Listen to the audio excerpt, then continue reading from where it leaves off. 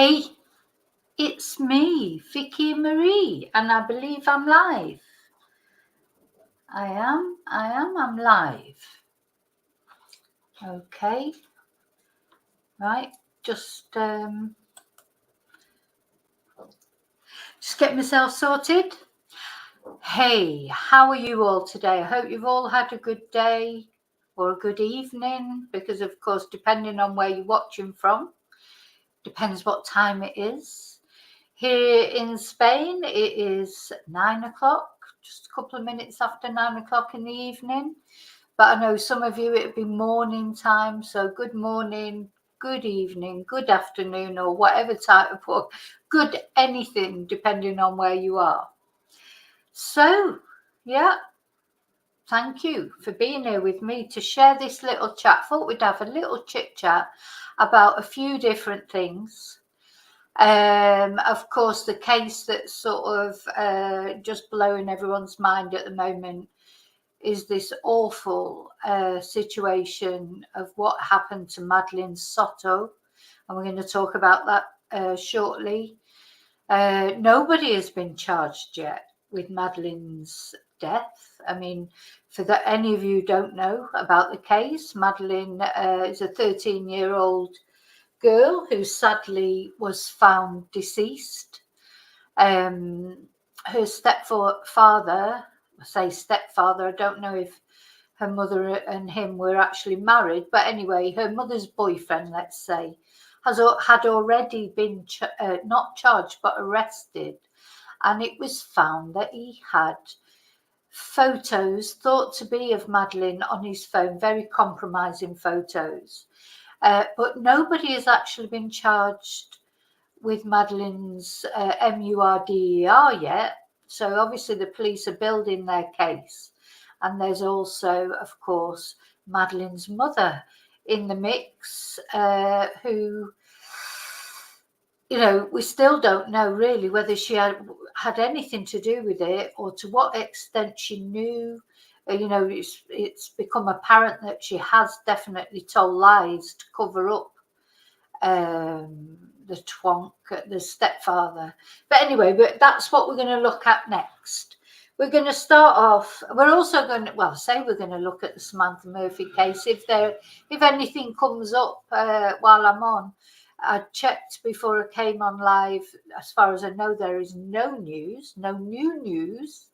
If while we're on here something might come up, you know, because of course it's morning time in Australia, so we may get some news while I'm actually on the stream. If we do, of course, at the end, then I'll be looking at that. But the main things I'm going to look at are the Madeline Soto case. We're going to consider whether we think her mum had anything to do with it. Why would we think that?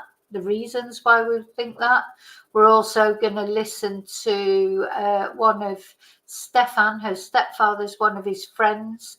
We listened to one interview the other day on another YouTube channel about from one of his friends, and we're going to listen to another one. But we're going to, I'll say hello first. It'd be a good idea, wouldn't it? Let me say hello to everybody before I get started. Because the first thing I'm going to look at is, Nicola Bulley, the Nicola Bulley case. I found a podcast, a Sky News podcast that was released just after the College of Policing review came out. And I find it very interesting. It's got some very interesting comments from an ex-chief constable, you know, about the policing report.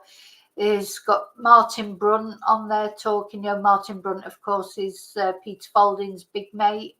So he's saying little bit about Peter Falding and that situation. So I found it was very interesting. I'd never heard it before, you know, and it's like an assessment really of the College of Policing review. So we're going to listen to that first and decide what we think of that.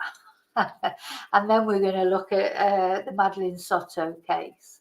But first, I'm going to say hello to everybody. So Rio was on first, but she's got to work tonight. Thank you, Rio, for the congratulations on 3,000 subscribers. I'm really, really happy about that. And it's gone quite a bit over 3,000 now. So it's a really nice feeling. Oh, and I want to thank everybody who's watching, who is subscribed. All of you that are watching at home that maybe never join in the chat, you just like to watch from home. Those of you who are watching on catch up, thank you so much for subscribing. If you've not already subscribed, maybe you'll consider doing it. It is free. And also thank you to all of you that like my videos. Leave their DNA on the like button, or leave their fingerprint on the like button. Thank you so much for that. That makes a big difference.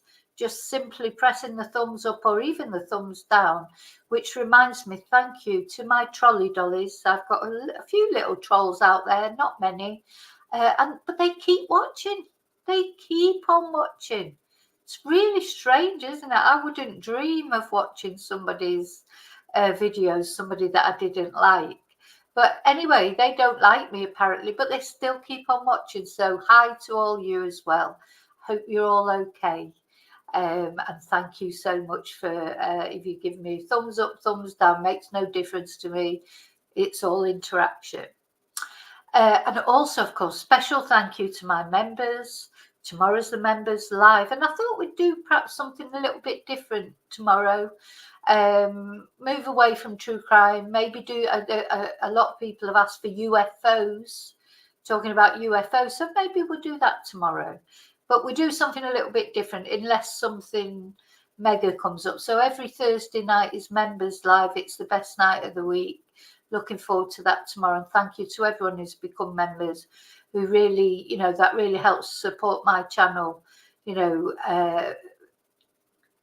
It's great because a lot of, when you do true crime videos, a lot of it doesn't get monetized. So it makes a big difference when people support my channel as members. I also want to thank anyone who has sent me an email, bought me a coffee, sent me a super, anything you've done to support my channel. Thank you so much. Got distracted there, didn't I? That was Rio saying about the 3,000 subscribers. So it's really nice to get over 3,000 subscribers, despite some sort of trolleys and trolls and people always trying to, because there'll always be haters. But despite that, it's so nice, to get to over 3,000 subscribers. Thank you.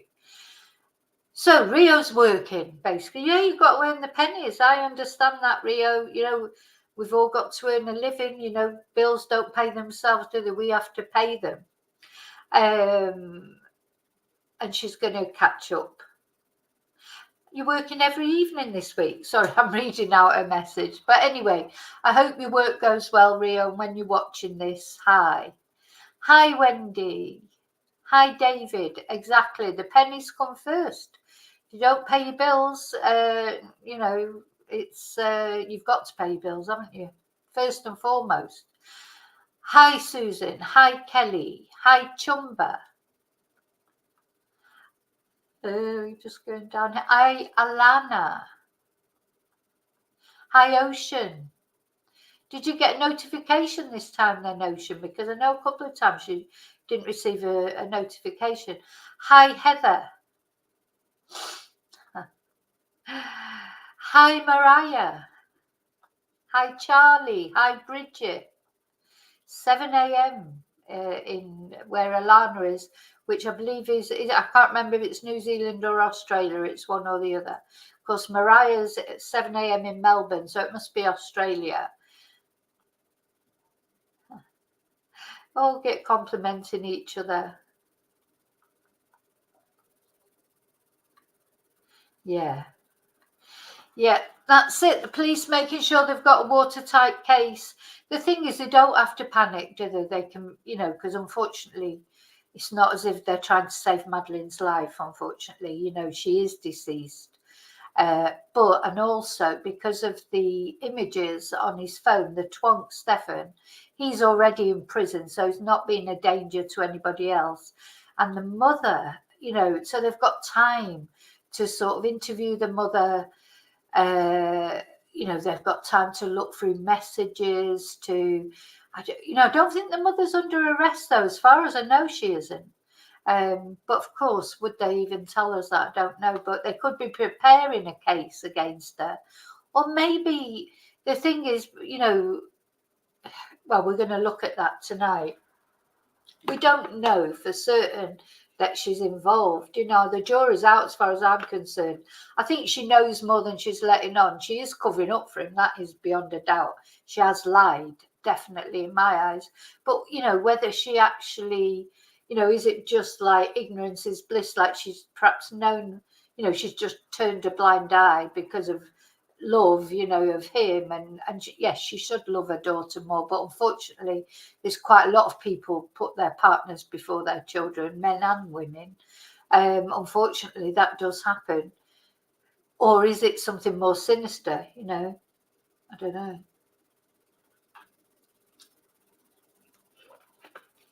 Yes, Charlie, this is the man who was cracking his knuckles. Madeleine is the 13-year-old girl that's suspected that he murdered.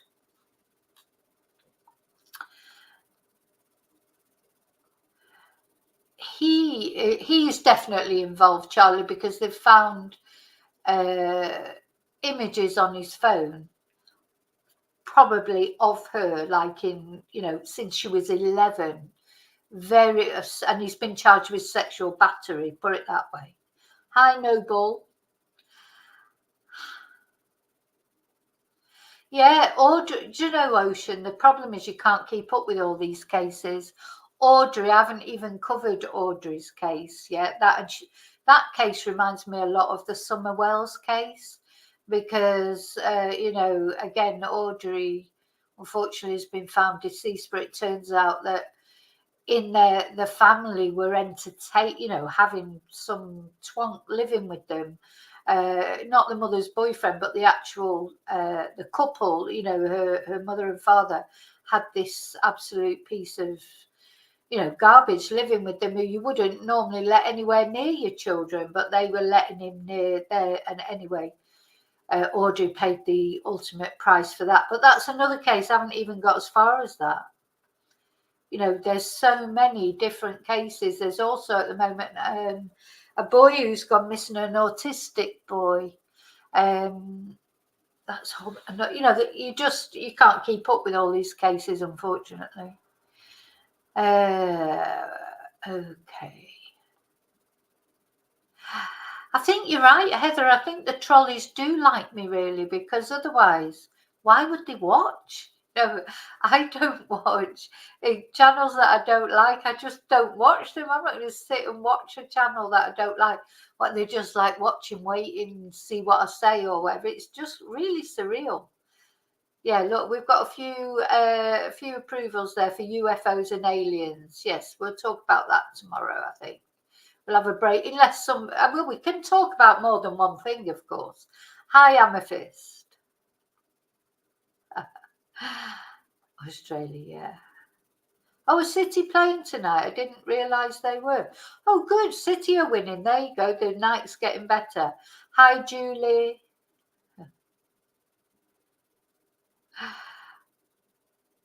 Yeah.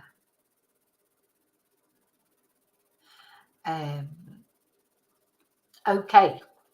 Good. Thank you all for being here, and thank you all of you that are at home watching. Thank you for being here too. So let's start off. We best get going, otherwise I'll never get to bed, will I? Nicola Bulley. So, the College of Policing report, which came out, didn't it? It was November, I believe, wasn't it? All feels like a long time ago now. Gosh, because that's November. We're 4 months on from when that College of Policing report came out. We are now in March. Yeah, we're now in March. And anyway, some things haven't happened yet that were supposed to be happening in the new year, but I'm not talking about that. We're going to listen to this podcast, which was made at the time when the College of Policing report came out. And I thought it's always interesting to get different views, to get a different slant on things. Of course, really, the College of Policing report almost came down to I mean, the police did admit to a lot of things that they did wrong, and then, of course, we went through the whole thing bit by bit, and it was a long report. And if you read it, the whole thing, there's a lot of information in there. But of course, it came down to this ego battle between the police and Peter Folding, and something mega. They had a mega fallout, didn't they? Which I'm not sure what's going on now, really, with this situation in Leicester with little Ziello, who's not been found yet, despite Super Sona being there. He hasn't been found yet, bless him, and his family is still waiting, for him to be found. I mean, it's awful, isn't it? Because it's like you're waiting for something, but it's not going to be a good result, is it?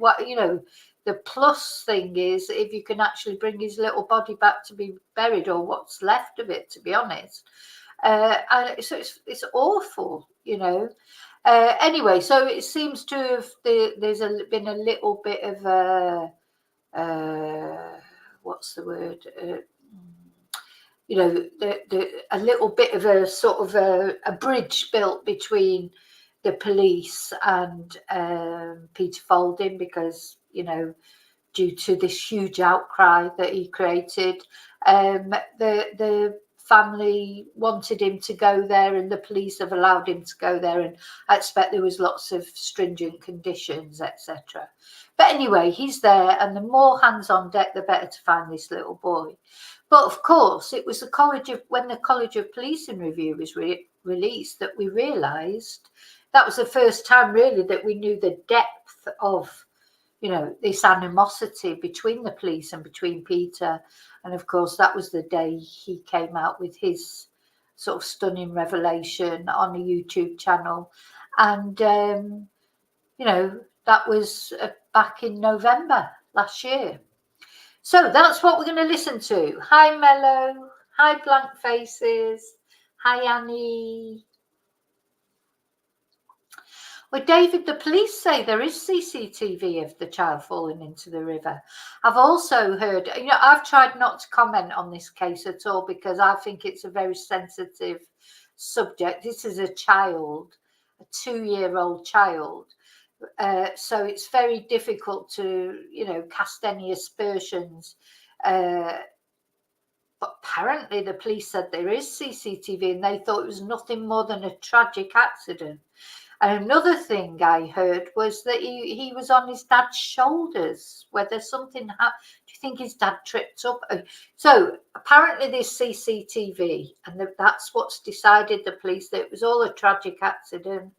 And then now, but of course, there's all different people saying all different things about how he actually came to fall in the water.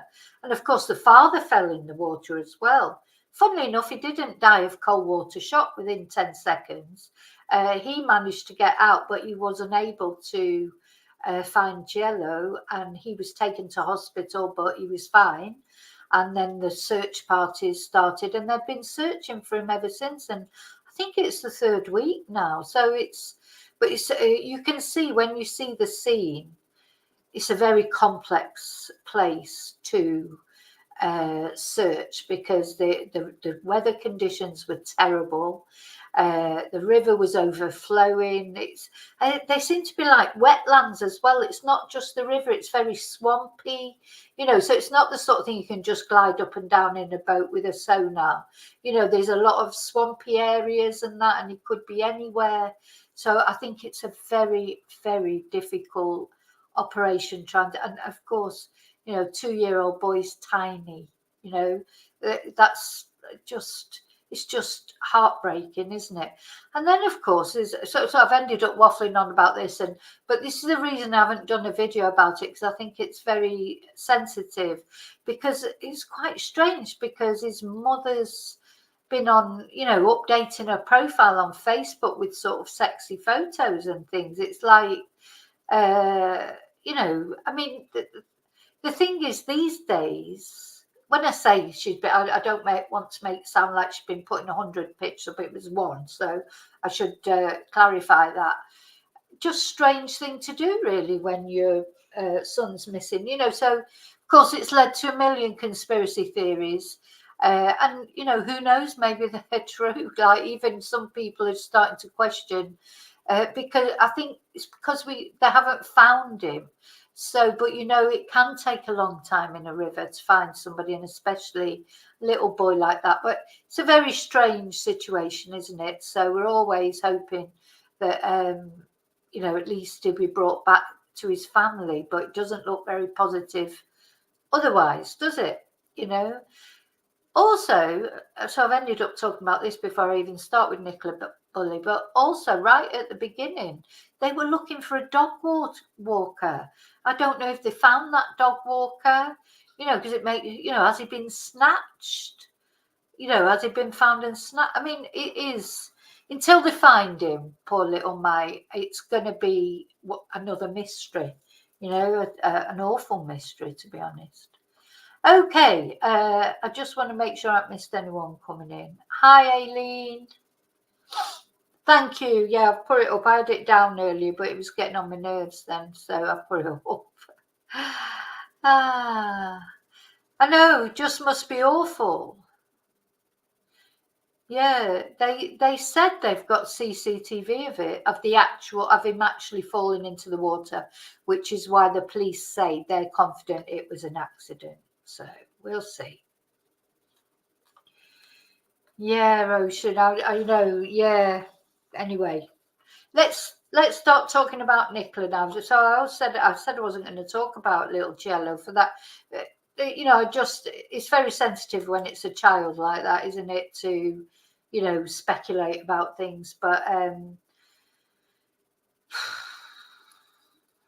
it is a mystery. But anyway, let's have a look at or listen to this podcast. Now, it's always interesting, I think, to get people's view on it. These podcasts sort of sneak by you, don't they? Because I don't sort of, I don't know, do you subscribe to them? Do they pop up on your feed? I mean, I'm always on Sky News. I get most of my news from Sky News in the first instance anyway. And then I look elsewhere to sort of find out a bit more about it.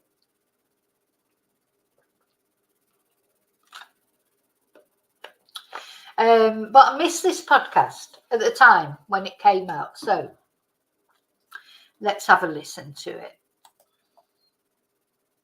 When she disappeared. On the morning of Friday, the 27th of January this year, she dropped her two daughters to school in the village of St Michael's-on-Wyre, then took her dog, a Springer Spaniel named Willow, for a walk by the river. She emailed her work. She sent a text to a friend arranging a meeting later that week. She joined a work call, but kept her camera and microphone off. At 9:30 that morning, 20 minutes after her last confirmed sighting, a passerby found Nicola's phone on a bench, still connected to the call. Now, this is still a moot point, isn't it? Was the phone found on the bench, or was it found on the floor next to the bench? These are all these inconsistencies that, people go round and round in circles. And I don't think we'll ever know that timeline thing and exactly where the phone was, etc. I don't think we're ever going to have a definitive answer to that. But anyway, this is the official thing, what he's saying, the phone was on the bench. Oh, her dog was off its harness, alone, by the same stretch of the River Wyre. Nicola was nowhere to be seen, and it would be 3 weeks before her body was discovered a mile downstream. Over the course of those weeks... So, depending on what you believe, if you believe that Nicola was in that water all the time, it took them 3 weeks to find her in that tiny little river. Of course, a lot of people don't believe she was ever there. Or, other people believe she was put into the river later. Everyone's got their view on that. And, we just have to respect each other's view on it. But if we take the official line that she was in there and it was 3 weeks before she was found. So, and that is a different river. That's not even big river or a deep river, and it's, that's what made it all so sort of suspicious, wasn't it? How she even sort of ended up floating down the river, because you could paddle in that river at the water levels were not high on that morning. It does get high, but that particular morning they weren't particularly high. But anyway, again, God, we could talk about that all night, couldn't we? And we would probably never all come to an agreement about it. Speculation as to her fate became ever louder and wilder. From the beginning, Lancashire police believed this to be a missing persons investigation. Others disagreed, particularly on social media, with many so-called influencers descending on the village. Many so-called, they always have to get digging about social media, don't they? Well, Sky News was there doing the bloody walk around the field, and Sky News that have been reported to Ofcom for the way that they suppose that, the family had a big go at Sky News, didn't they, at the press conference with poor old Peter Lawson and Pauline Stables. But they've always got to get, and I agree, Charlie, I like now Peterson as well. I do like him, but they've always got to get that little digging about social media. It's just always. Oh, and did you hear that Talk TV, of course, is coming off air, and I think GB News is going to follow it down the pan. The thing is, there is a big crisis in mainstream media at the moment. If you could call GB News and Talk TV mainstream media, I don't know that you could really, but I don't know, they're sort of hybrids, aren't they, really? But there's a big crisis with mainstream media, and they take it out on social media To conduct their own investigations. So I'm just going to put this out there. This is just my hypothesis. Only 10 minutes unaccounted for in the... And you're right, Bridget. Look how they found Abdul Adezi or Abezi or whatever his name is. They found him in the Thames. Found 2 other bodies at the same time. That for some reason they hadn't been looking for them before. But yeah, so they found 3 bodies in the Thames. It's a massive river. And all right, they didn't find Abdul sort of within sort of a day. I think it took a few days, didn't it? But it wasn't that long. So it's very strange that it took them so long to find Nicola, I think. mysterious disappearance of the UK dog walker. But as the search continues, I'll keep you guys updated. Lancashire police put details of Nicola's private life into the public domain in a ham-fisted attempt to wrest back control of the narrative around her disappearance. Today, an independent report criticised the police handling of the case. One of the decisions, which is arguably the most significant impact on public confidence, was the release of personal information about Nicola's health. But we are in no doubt that releasing this information in the manner the constabulary did was both avoidable and unnecessary.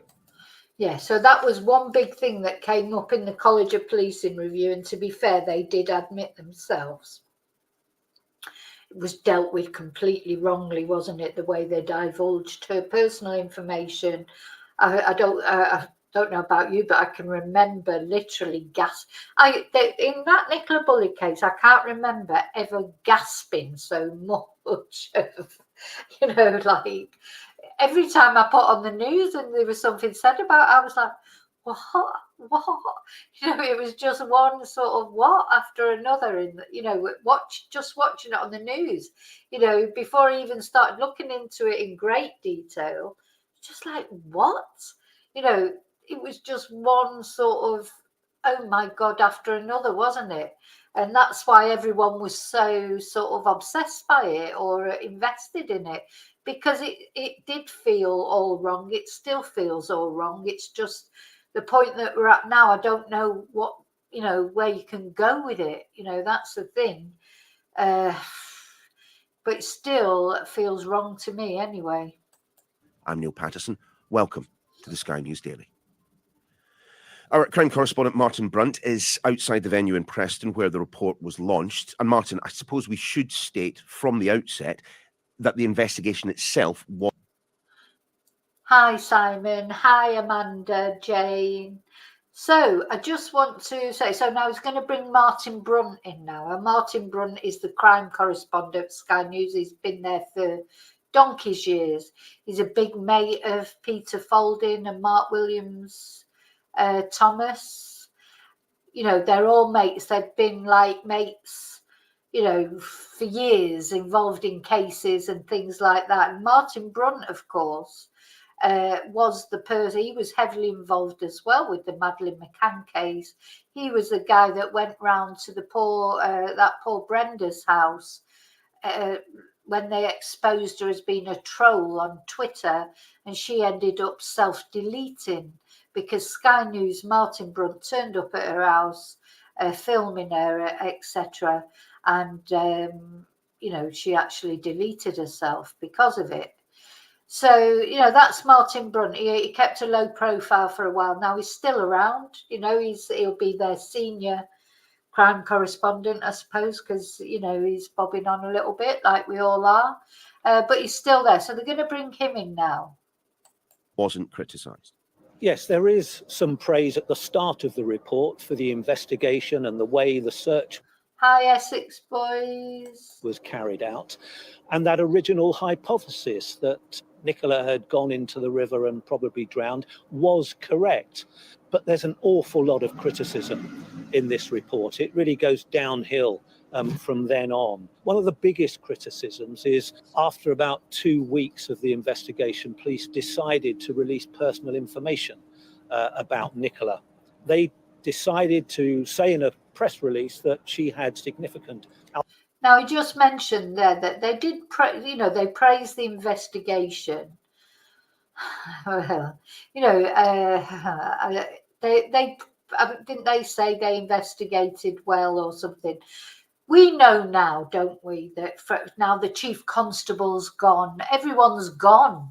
It was cocked up, and I think my personal opinion was it was cocked up from the top.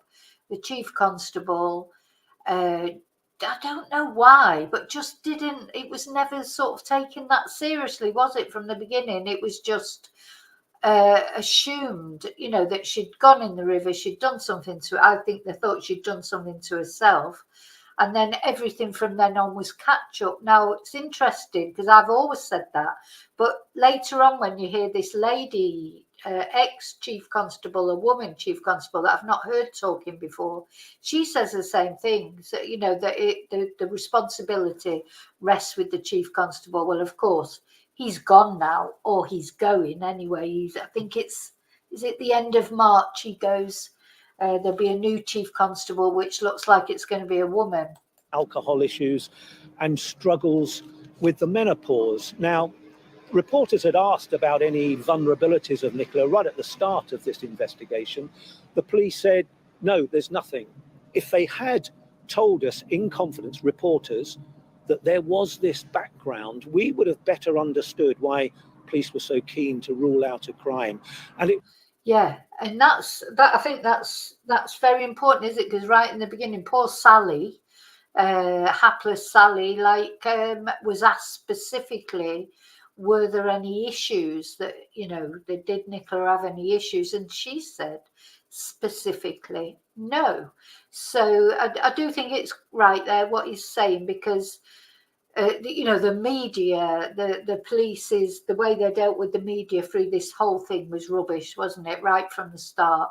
And like he's saying, that if they would have, because what normally happens, I think, is like the police will speak to the media and they'll say to them, look, but we don't want this coming out yet, or there's always, but since the Leveson report, there's not the same relationship now as there used to be between the police and the media, and I think it's quite difficult now. Whereas before, that would have probably been what was said, and they would trust the media not to reveal it, and then the media would have understood more why. Like he said, that they were not looking for a crime, like from day one. I mean, you don't have to be Inspector Clouseau to know that when a woman just disappears like that and she's walking her dog on her own, there's likely to be some suspicious circumstances. It's definitely possible, if not probable, that something untoward has happened to her, because she could have been snatched, she could have been attacked, she could be lying dead in the woods. But right from day one, They didn't even seem to really explore that possibility. They were straight away focusing on the river, and I did still feel that they thought she'd thrown herself in the river. But, you know, they just didn't entertain any other possibility, did they? Right from day one. And that's where they went wrong. And not also like denying that she had any issues and then later saying she had all these issues. You know, it was just a cock up from day one. It would have informed our coverage, but because they didn't, because some of us picked up on Nicola's background and there was a fear amongst police that somebody was going to report those personal issues, the police jumped in and released them themselves in a very cack-handed way. National College of Policing, in its report, talked about that decision to release that information as avoidable and unnecessary. They're soft words. That sounds like a slap on the wrist. I think it was much more serious than that, and a lot of other people do. There were claims that in releasing that information, the force was being sexist and misogynistic.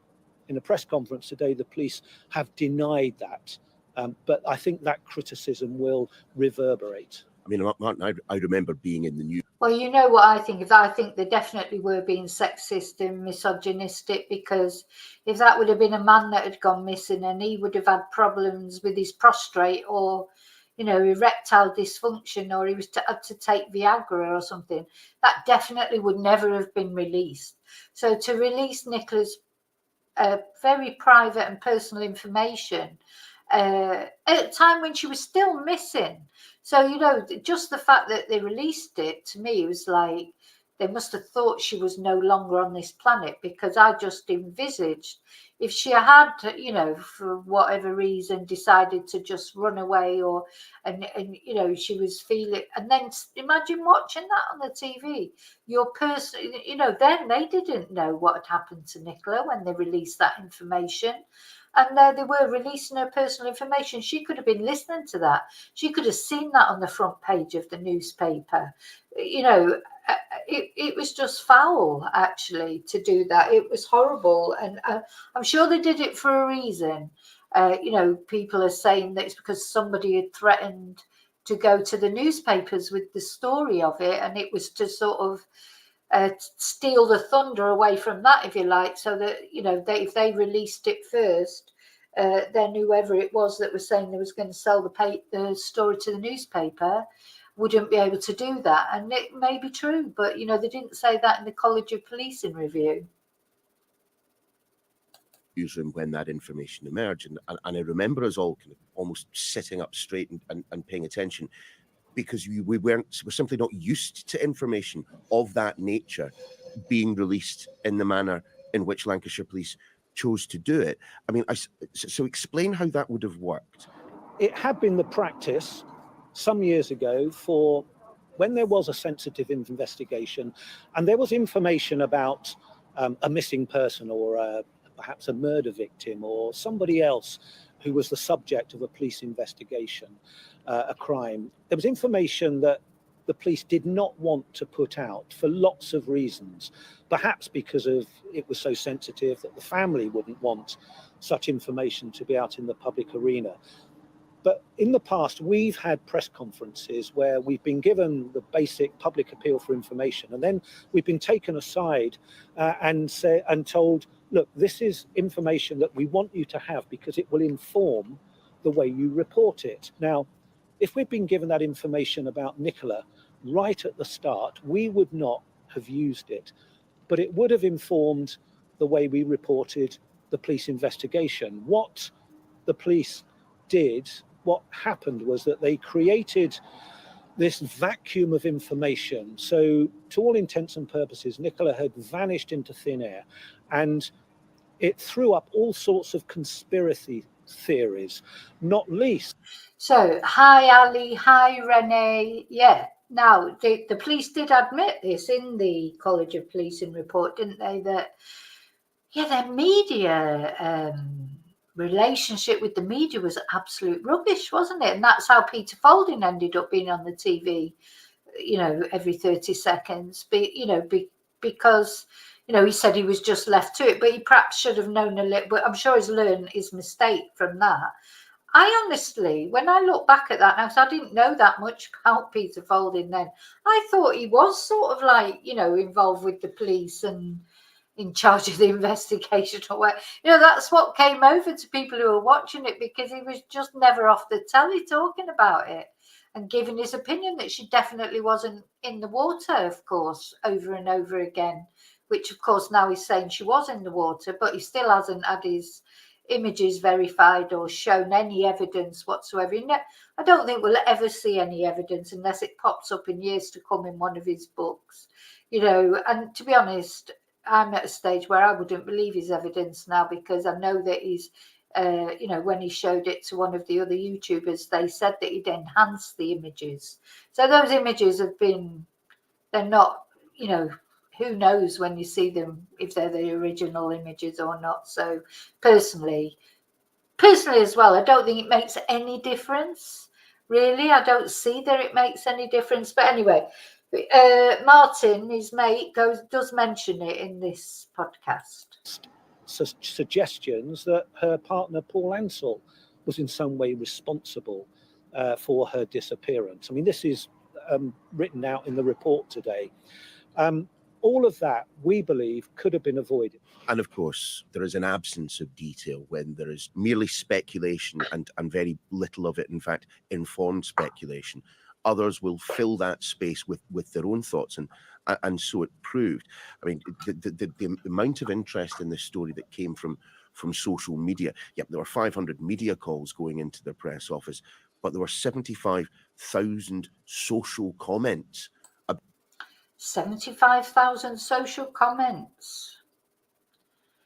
It's a lot, isn't it? I mean, it did go crazy. I think they learned a lot, didn't they, then the Gaynor Lord case, when that lady went into the river. The police there, the Norfolk police did sort of had learnt something from this case. I think generally everyone knows it was very badly handled in lots of different ways. And the media thing was a big thing because, as I've said before, the police, they have to accept that social media is there. Can't just, it's like, close your ears, put your hands over your ears and close your eyes, and the social media will go away. It won't. It's there. So what you have to do is learn to use it. And I think we've seen a good examples of that over in America and Australia, and that you can use social media to your advantage. You just, once you let it get out of control, well, there was no going back. But it was their own fault, really. About what was taking place during this investigation. Did the report say anything about the way in which that aspect of the public response was managed? Yes, well, if I tell you that some of those TikTok detectives were let in as journalists into the first two press conferences, that gives you an idea. TikTok, they're obsessed with TikTok. So some of those TikTok detectives were let into the first two press conferences. So obviously it wasn't controlled properly, but of how badly Lancashire police were in their sense of social media and how it was going to impact on the investigation. So the report says that Lancashire police really failed to understand the impact of social media and the effect it could have on their investigation. And all those comments you talk about, 75,000 comments, the impact that all of that has on public confidence in Lancashire police. And of course, the longer the search for Nicola went on without finding her, the greater that loss of public confidence becomes. But the report also says that. Sounds like Martin Brunt's outside somewhere. I'm sure there's lorries going past it. Couldn't they afford to put him in the studio? That issue around Lancashire police's failure to understand social media has wider implications for policing, and many other forces are afflicted by the same lack of understanding. And one of the recommendations is that more police forces should get to grips with the impact and the effect of social media and how it can impact on their investigations. We should also, I suppose, reference Peter Faulding, Specialist Group International, and the effect that they had on this investigation. Mr. Faulding was the leader of this SGI organisation, Underwater Search Experts, that somehow became embroiled in this investigation, and indeed he was speaking to the media directly during this investigation. Yeah, he was. They did admit that it was their fault that he was allowed to speak to the media directly, and that was definitely an impression that came over, that he had more. That he had more to do with the actual investigation, wasn't it? If you didn't know, like we know now, we can see that now he's helping to look for little Jello. That's. He's been obviously told he's not allowed to say anything to anyone about anything. I bet they made him sign a disclosure or a NDA or whatever this time. But to be fair, the College of Police, and they did admit that was their fault. They did admit that. Both of which I suspect that the independent report has picked up on.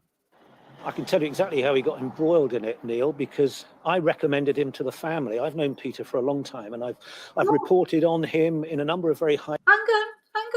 Rewind. What? I recommended him to the family.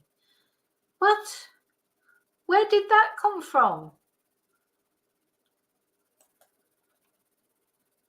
Faulding was the leader of this SGI organisation, Underwater Search Experts, that somehow became embroiled in this investigation, and indeed he was speaking to the media directly during this investigation, both of which I suspect that the independent report has picked up on. I can tell you exactly how he got embroiled in it, Neil, because I recommended him to the family. I've known Peter for a long time. And I recommended him to the family. Hang on, this is something else now again. So we've had, I thought it was Emma, people said Emma rang him, then it was Paul who rang him. Emma said she saw him on the telly the night before. I've seen that interview where Emma said, well, we were watching about Peter. Now Martin Brunt is saying, I recommended him to the family. There's nothing in this case where you hear the same thing from everyone. So what has it got to do with Martin Brunt recommending him to the family? What's Martin Brunt got to do with the family? He's the crime correspondent for Sky News. And remember that, as I say, in the press conference, when they were confirming that it was Nicola that they'd found in the river, the family was scathing about Sky News. And now Martin Brunt is saying here that the reason that Peter got involved with SGI is because he recommended him to the family. Oh God, it's like being in a parallel universe, this case. It's like every time you think you've heard it all, there's something else. How did Martin Brunt recommend him to the family? Good God. And I've reported on him in a number of very high-profile investigations. He has a long and good track record in searching for bodies and other areas of police investigation. When I went up to Lancashire, I mentioned him to a friend of Nicola's family and suggested that he might be of use. So I mentioned him to a friend of Nicola's family and suggested that he might be... So he's scouting for work for his mate. Sorry, I shouldn't say that because Peter did give his services free. Though, of course, got a lot of publicity for his book and that. But, I mean, they all went wrong then in the end because then he... you could... Do you think... I'm just a bit speechless. I'm completely speechless. It's not very often when I'm speechless. But I've always... Emma said that she saw him on... She said in an interview, we were talking about Peter and they decided to contact him.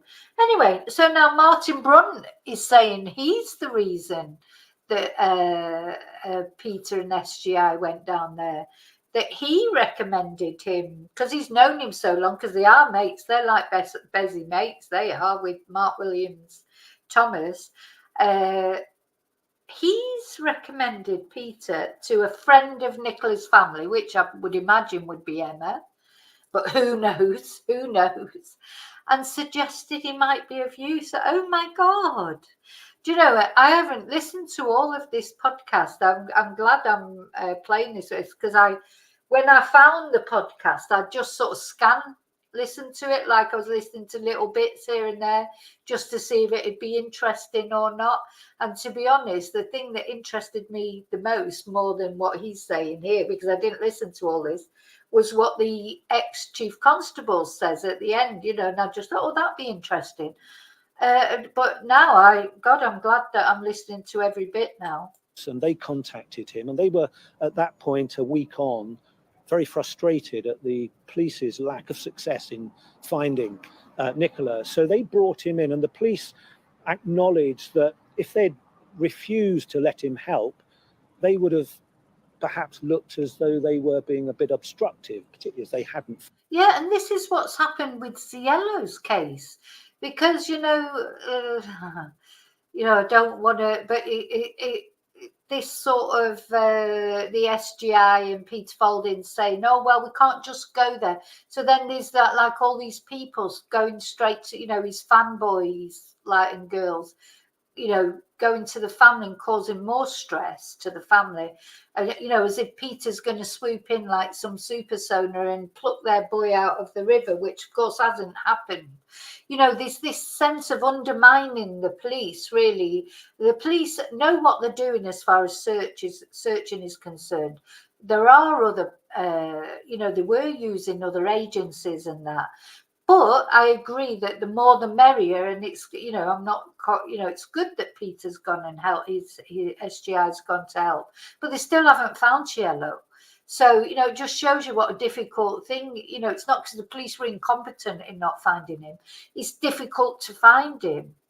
And this happened with Nicola, didn't it? It was like, because from what I believe, in the end, the family, whoever that is, got so sort of determined that they were going to have SGI there that they threatened to make a negative, you know, commentary, like threatened to make a negative press conference. Probably Martin Brunt would be reporting it on Sky News saying, oh, police refused to allow specialist divers, you know, or something like that. So that's how in the police did get sort of browbeaten into it, a bit like with Ciello. But of course the police, I think, have been, it's awful, isn't it, that they've sort of been vindicated a little bit, that Peter didn't just swoop in and find him in 6 minutes like he claimed that he did with Nicola. You know, it's the police haven't found Ciello because it's difficult to find him. It's not because they're not trying the best or they haven't got the best teams and the best equipment, etc. It's just because of the situation. And this is what happened here. The police were sort of almost blackmailed really into having Peter there, because the family said if they didn't get Peter there, they'd make a negative press statement. So then Peter went. Found Nicola at that stage. So he did get involved, but he was a bit of a loose cannon, and he, in the absence of regular press updates from the... Yeah, he was a bit of a loose cannon, and he's right, in the absence of regular press updates, he ended up becoming like the press officer, didn't he? But, you know, Peter, he has been doing this for a long time. He probably should have known, you know, sorry, I was going to mention something about yoga, then I won't because I'll start giggling again. But he should have known from his previous experience, you know, with the police, etc., in cases. He should have known really not to speak to the media, but he probably felt under pressure too. You know, he said they were all there, always waiting for waiting, you know, for him to speak. And of course, the police weren't fulfilling that role, so. You know, it was just like a perfect storm, really, wasn't it? And of course, he was going off digging and doing things that he wasn't supposed to do. And I mean, it was just a complete fiasco, really, wasn't it? One way or another. The force itself, he would talk to the media and he'd give his views on the investigation and Some things were accurate and some things were inaccurate. What the report does is not criticise him specifically, but it criticises the way Lancashire Police allowed him to talk freely to the media. And one other thing, I've interviewed Peter since, and he has said in an interview today that he is absolutely insistent that within 6 minutes of starting his search with sonar equipment around the river near the bench, it's like he had to get that in, didn't he? Now, of course, it was 6 minutes, but it was the second day. So, yes, he's absolutely adamant. But, he's not proven it apart from sending his images to the world, and his dog has seen the images, except anyone who matters. Where Nicola disappeared, he found or detected her body. When I see a body, I've been doing this since 1999. I pioneered the use of sonar, so it was very clear to me that this probably was Nicola. The target I found has got laying in a fetal position. It's got a head. It measures precisely 1.61 meters, which is the same length as Nicola, as she is in height. I can see the crossed legs. I can see the arms, see the back, and the bottom around. With all my experience, know what a body looks like. He told the police dived that spot. Oh, God. Yeah, but what Martin's not saying here, though, is that Peter insisted she was not in the river.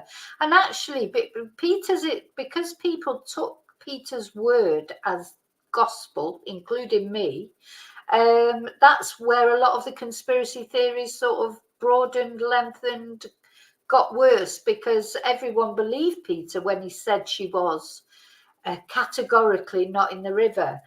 So he's not mentioning that. But anyway, never mind. Police say there wasn't a body, it was just tree branches. Now, Peter says, well, they didn't ask for the data that would back up my sonar images. He is absolutely adamant that he found Nicola's body 2 weeks before it eventually did emerge about a mile away further downstream. Infamously, yes, you said that even after finding what you believe was Nicola, you said that she wasn't in the river. Why did you say that? Because I believe the police. The police actually said to me, "There's nothing there," and Yeah, he believed the police. We're now over a year on. Anyway, it's no point in going back over all that again. But we've all got our views on that, and I don't think they're going to change. I did say to the team, "This is odd," straight away, but I had to believe the police. I mean, I was swamped by the media. There was no control with the media. I was there was no police around, and they never asked me to stop talking to the media, and I didn't enjoy doing it. And they're just doing their job, the media. But he says he didn't enjoy doing it. I'm sorry, but he did enjoy doing it. He does like talking to the media, because a lot of the interviews, he carried on doing interviews over and over again on the media. Saying she categorically was not in the river. He cast as, he sort of was, he said, anyway, never mind. As I say, it's no point, because everyone's got their view, but there's no evidence, or we haven't seen any evidence yet. And to be honest, as I say, it's all been enhanced now anyway. So how reliable can it be all this time afterwards? I said that because I believe the police officer diving. We were not allowed to dive the target. I know if that had been us diving, Nicola would have been recovered. Martin, the problems with this investigation, as identified by the independent report, do you think they would have been there had this incident taken place in London, where the Metropolitan Police were in charge, in Manchester, where GMP would have been in charge? Most of my experience is dealing with the Metropolitan Police, and much as I jump up and down and rant and rave about what I sometimes think is poor communication from the Met, it's only when I go outside of London and deal with forces like Lancashire, and there are others, when I begin to understand in comparison how good the press bureau is at the Metropolitan Police. Hi Neil, hi Desi. I hope I haven't missed anybody else coming in. I'm sorry if I have. So it now goes on Martin Brunt to sort of saying how good the press bureau is for the Metropolitan Police as compared to the Lancashire Police. So, Well, we know that the Metropolitan Police, they haven't got the best reputation at the moment, but for different reason. Maybe their press office is quite good, but they've got a load of bloody RAPISTs and bloody SOs as policemen there, haven't they? They're having a good clear out at the moment. After the Sarah Everard sort of fiasco, that Wayne Couzens should never have been a policeman in the first place.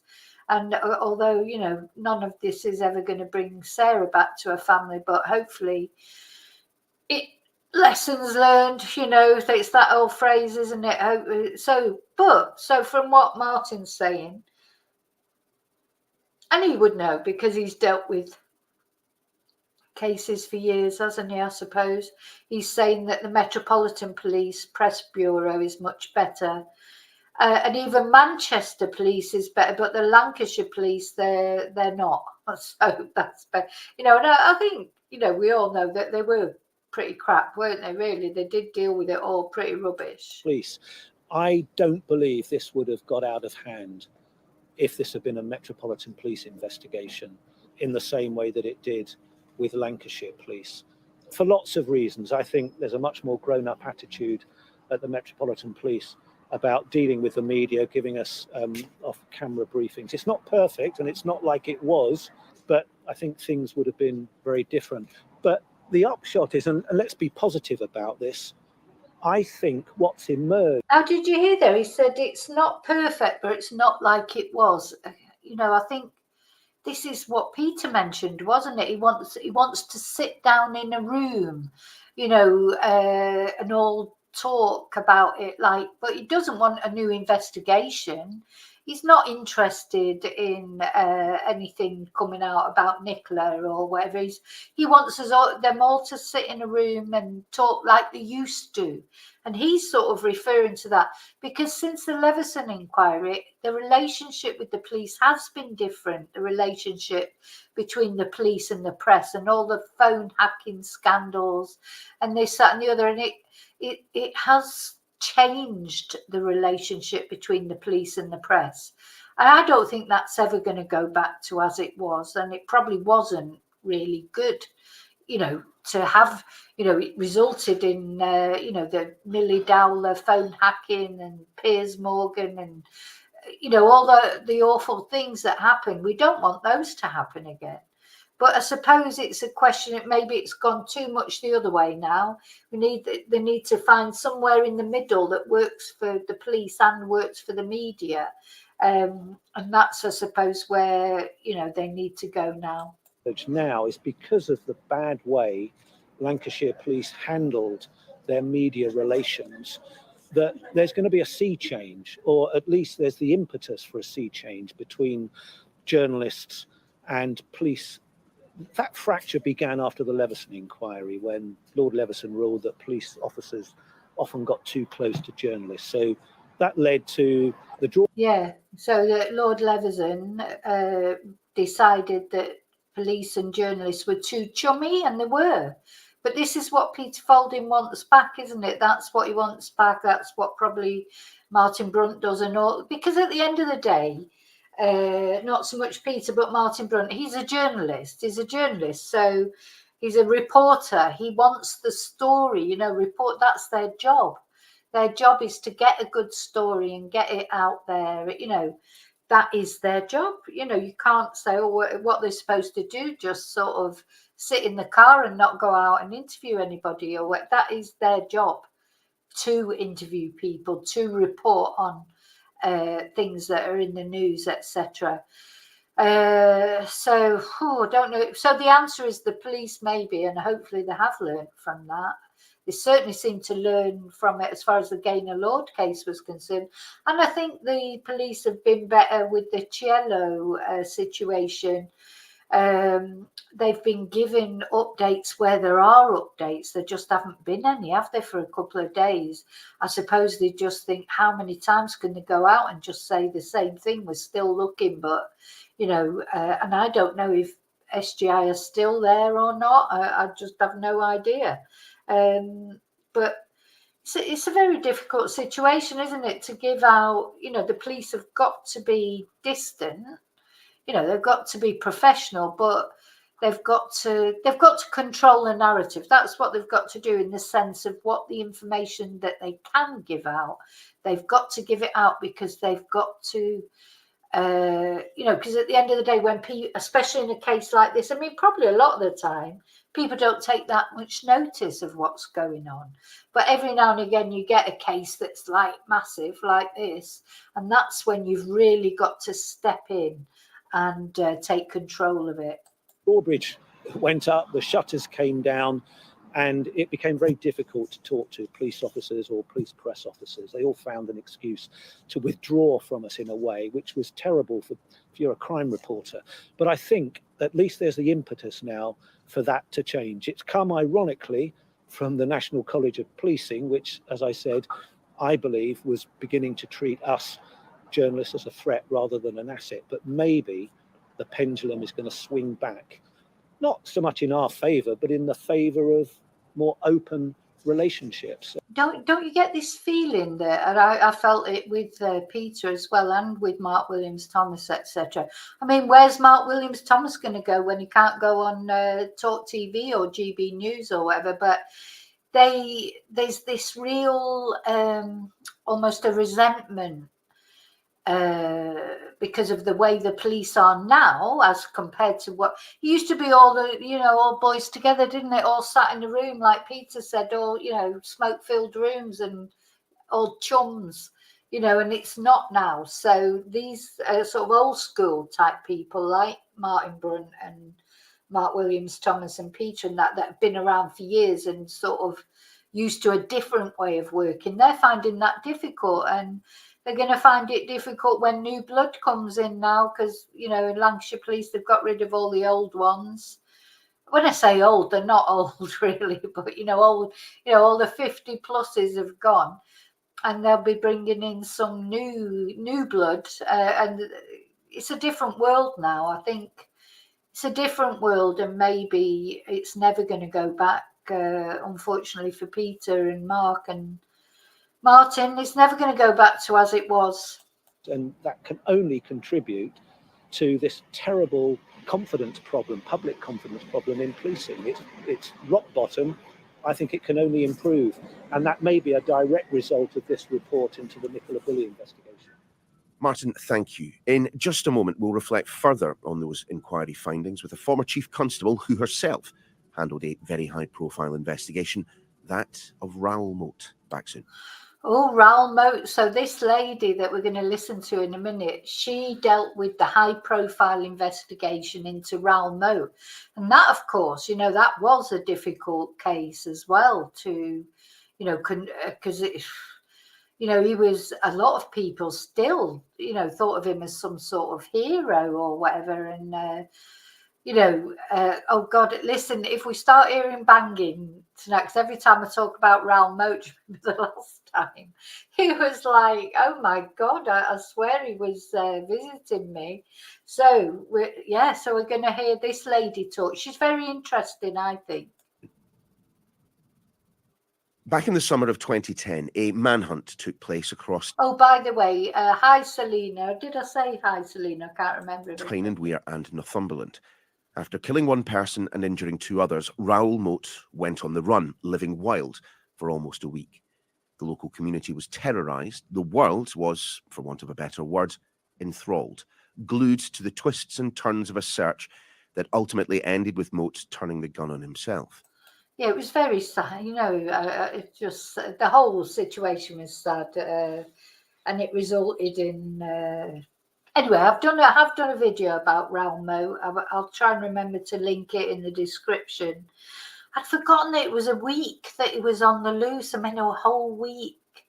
That's a long time, isn't it? And if you lived in that area and he was sort of on the loose with a gun, and, it must have been quite scary. And it was very sad, really, how it all ended. And, a very sad situation. But anyway, this lady that's going to talk now, she was in charge of that operation. The Chief Constable of Northumbria Police during that time was Sue Sim. And she joins me now. Sue, given your experience of high-profile, highly visible investigations, have you got any sympathy for Lancashire Police? I'm afraid I don't. I must admit, I agree totally with the College of Policing that So she's just said straight away, Sue Sim, she said straight away she's got no sympathy with Lancashire Police. She agrees totally with the College of Policing. Investigative work that was undertaken by Lancashire was extremely good. However, had they declared a critical incident, which means in basic terms, if you have an incident that you know full well could have a detrimental impact on either the family. So I just want to say hello to Wesley and hello to Rachel, who've just come in. Hi. Is involved, the victim or the community in general, then you should establish what in policing terms we call a gold, silver and bronze strategy. So that means that the whole thing should have been led by a chief officer who would have then allowed a board to be called, which would have community engagement and media and communications as a key element. What you had, unfortunately, with the Nicola Bulley investigation was the poor investigation officer who had a great deal of work to do with a search strategy. Yeah, and this is Rebecca that they're talking about there. And I do, ever since I read the College of Policing report, I've had a lot more sympathy with Rebecca to know that she was just left to do the press conference. At the same time, she's trying to do her own work. No wonder she was so defensive. She was obviously she didn't want to do that conference. She didn't think it was her. It was right for her to do it. She felt that it should have been someone higher up. The chief constable, who has retired now or will be at the end of March. I think the book lies with him. I think he has been pushed. He dealt with it terribly. Couldn't be bothered. That's how it feels, isn't it? It feels like maybe because he was coming near to retirement, he just thought, oh, I can't be asked with this. Who knows? But he left everybody else to do it for him.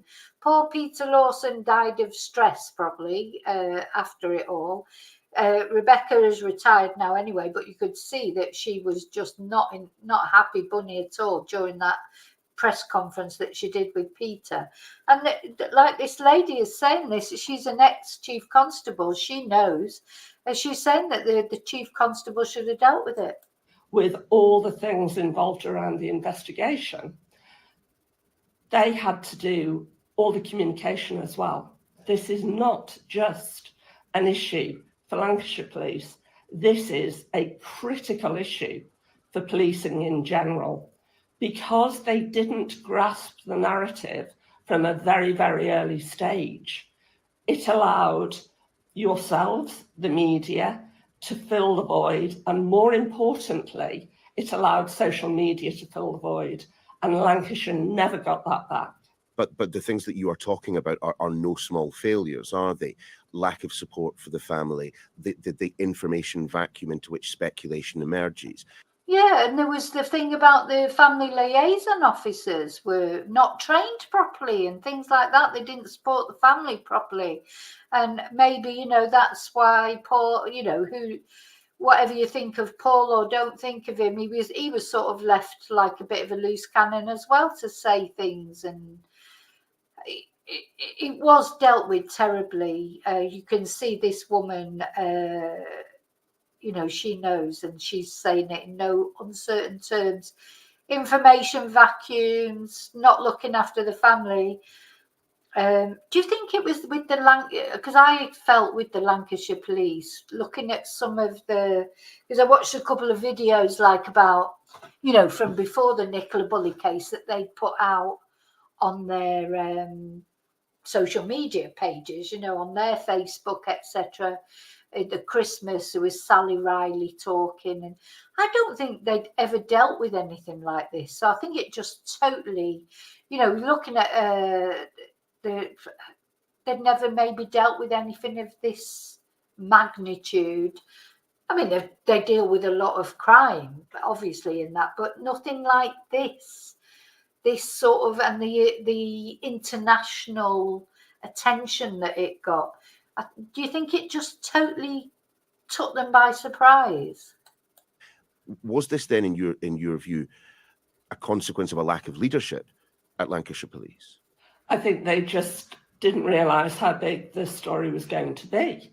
But the reality of the situation is, once the Chief Constable saw that the media interest was not dying down, the Chief Constable should have stepped in with their senior team. And that didn't happen. And therefore, the Chief Constable should carry the weight of that decision. I mean, let's be clear here. This was not the Metropolitan Police. This wasn't Greater Manchester Police. Was this potentially a matter of a smaller force being thrust into the spotlight in this manner by the level of interest, not just, of course, from the media, but from social media as well? I'm afraid the issue is police officers, and chief officers in particular, still, no matter how many of these large incidents we have, they still do not grasp the importance of social media, the importance of communication with the media, the importance of communication with the communities. I remember back in 1988, Lockerbie incident, I remember as a very young police. Oh, this is very interesting because she goes back to 1988 and Lockerbie, which of course was when the aeroplane exploded and landed on the little village of Lockerbie. Oh, and also I just want to say hello, Monica. Hi, Monica. And what she said there as well, wasn't it, that the Chief Constable should have stepped in when it looked like, when it was going crazy, really, wasn't it? Early on, really, the Chief Constable should have stepped in. So now she's going to tell us about what happened in 1988 with Lockerbie. Officer listening to the most compelling discussion that I've ever heard in policing. And it was from the father who lost his daughter, actually, in Lockerbie. And he said he had no criticism of the investigation itself, but he was highly critical of the communication. What policing has to remember is that there is more than the victim when you are undertaking an investigation. That's interesting, isn't it? Because I quite often say that there is more than the victim. Where you take any murder case or missing person case or, self-deletion, it's not only that person that, obviously they're at the crux of it, the hub of it, but the ripples go out to family, friends, even to, the responders and that, like when we were talking about the fires earlier today, people that end up finding the bodies and things like that, or the effects that it has go out. But the most important thing, of course, the most important ripples are to the family. They have to be looked after because they're trying to deal with something that nobody should ever have to deal with, and nobody knows how to deal with. Particularly one of this size. And what you need to do is you need to have strategies around communication, around media management and support, and around community engagement are equally as critical as the investigation and the search strategies in this particular incident. Police officers still have their heads very stuck in the sand that their only role is to do the investigation. They don't understand the social science around actually having a multifaceted investigation approach. Because, of course, and I remember this because we covered it on the podcast at the time, you had people descending on this part of the world to the crime scene, in fact. How do you, though, manage a situation in which He just said crime scene again. They're always calling it a crime scene. You had people descending to the crime scene. Let's listen to that again. It's very interesting the way these journalists always refer, well, even the police at the College of Policing report, when at the press conference they referred to it as a crime scene. Understand the social science around actually having a multifaceted investigation approach. Because, of course, and I remember this because we covered it on the podcast at the time, you had people descending on this part of the world to the crime scene. Yeah, people descending on this part of the world to the crime scene. That is not the first time. In fact, it's one of many times that people have referred to it as a crime scene. And then do you remember when I showed you that video of one, the guy, I think that was on GB News or Talk TV, one of those, referring to it, the terrible murder of Nicola Bulley.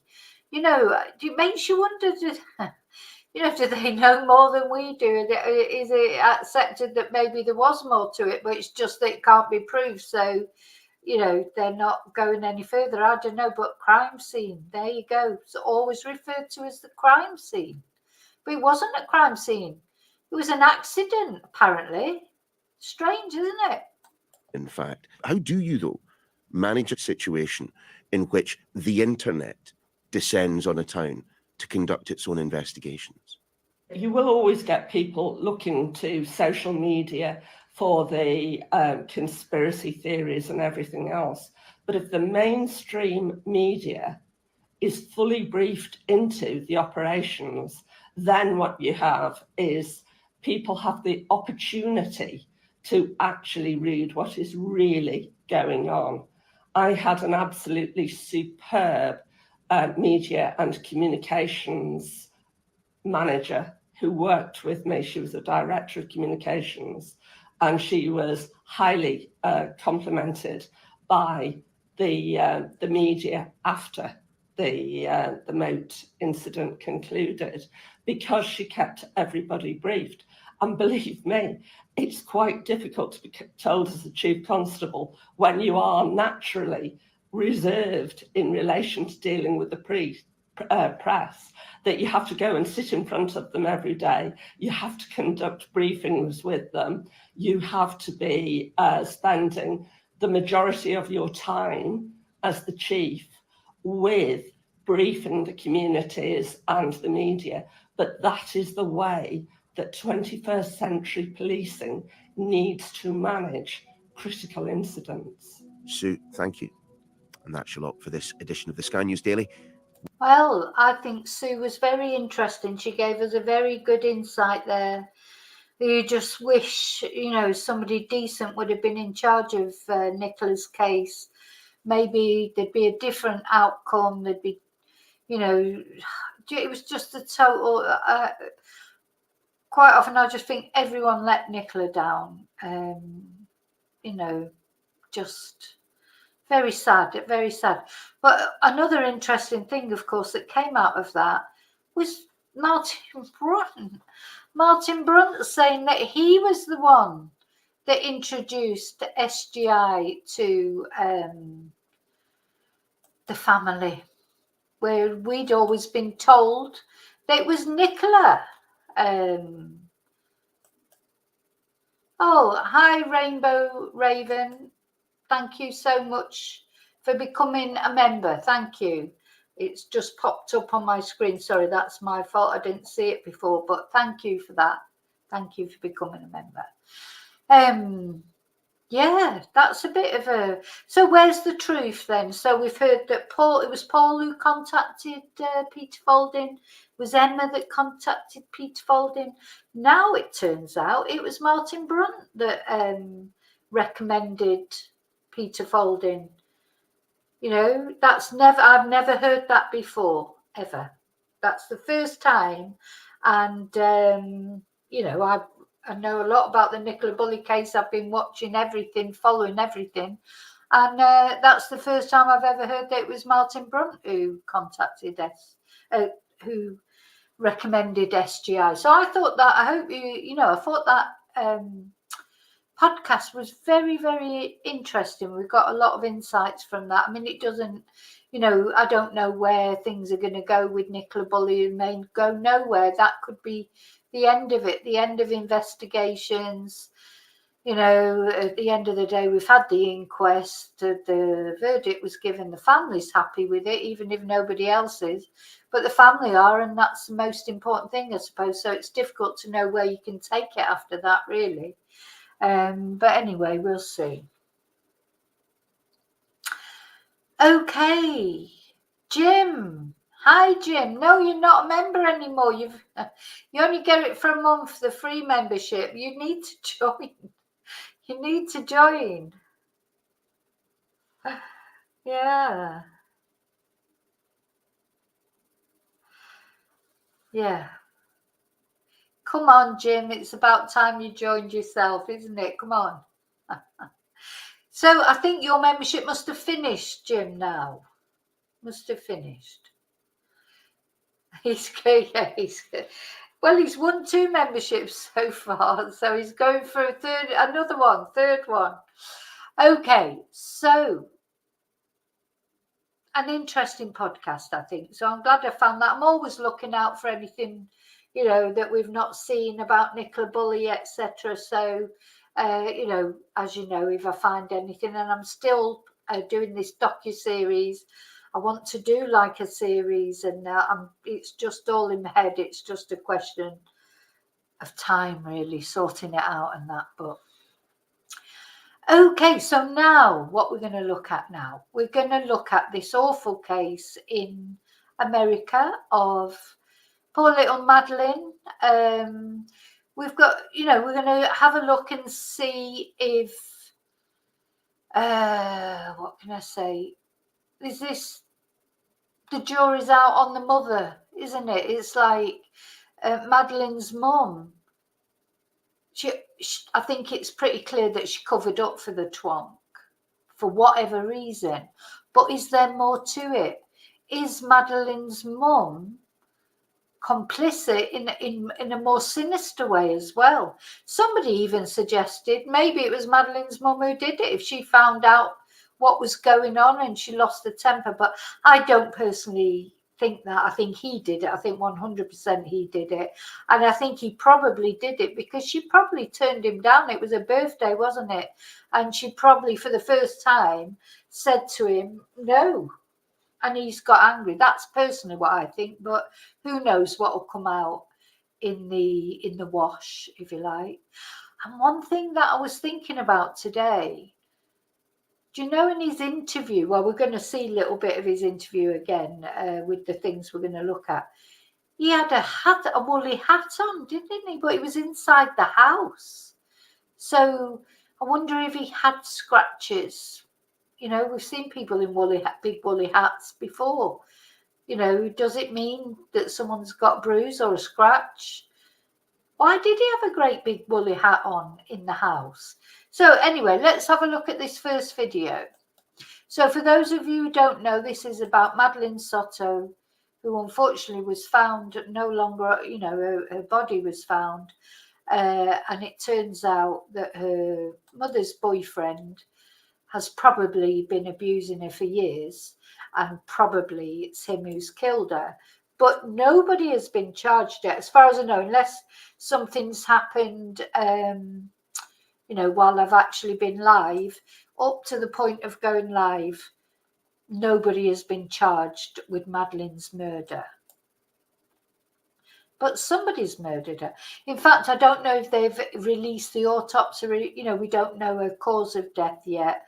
All we know is that her body has been found in Stern's vehicle, believed to be deceased. Let's go back to the beginning of this. In the death of 13-year-old Madeline Soto, why prosecutors are now calling for an investigation into this local sheriff. This is another weird thing as well. This is the local sheriff who put a picture of her body, of the deposition site and her body, on his personal Instagram account. He then took it down instantly and said it was a mistake, and he meant to put up some picture of some senior citizens thing, you know, just Anyway, so he's in trouble as well. So it's all that, it's crackers, this case as well. And how the story Madeleine's mother provided law enforcement doesn't line up with what Ah, yeah, it's not a woolly hat, it's a cap. Yeah, what has he got that cap on for? You know, like a bloody teenager or whatever. I mean, he's nearly 40 years old. What's he wearing a cap for? And she's comforting him like it's her daughter who's gone, at this time had gone missing. Had they actually found her by then? I can't remember now with this interview. I don't think they had. It's her daughter who's gone missing and she's comforting him. He's sat there like some teenager in a baseball cap. What is that? You know, it's weird. He's like some man-child, like, and she's comforting him. Why isn't he comforting her? It's her daughter who's gone missing. It's weird, isn't it? Very strange. Yeah, Jumbo, it looks like a pair of tights on his head. Oh, dear me. Madeleine's mother provided law enforcement doesn't line up with what What is that? She's like his mom, like, you know, oh God, what is she comforting him for? Why he should be, she should be hysterical because her daughter's gone missing and he should be comforting her. This is crackers. Investigators know. We spoke one-on-one with Jennifer Soto last Tuesday. Good afternoon. I'm Darlene Jones. And I'm Greg Wormuth. At that point, her daughter Madeleine had been missing for 1 day. She told us that Stephen... Now, going back to this interview, which is, you know, she's shaking, isn't she? She's shaking like that. Somebody, you know, was another interview that we're going to look at, another video that we're going to look at.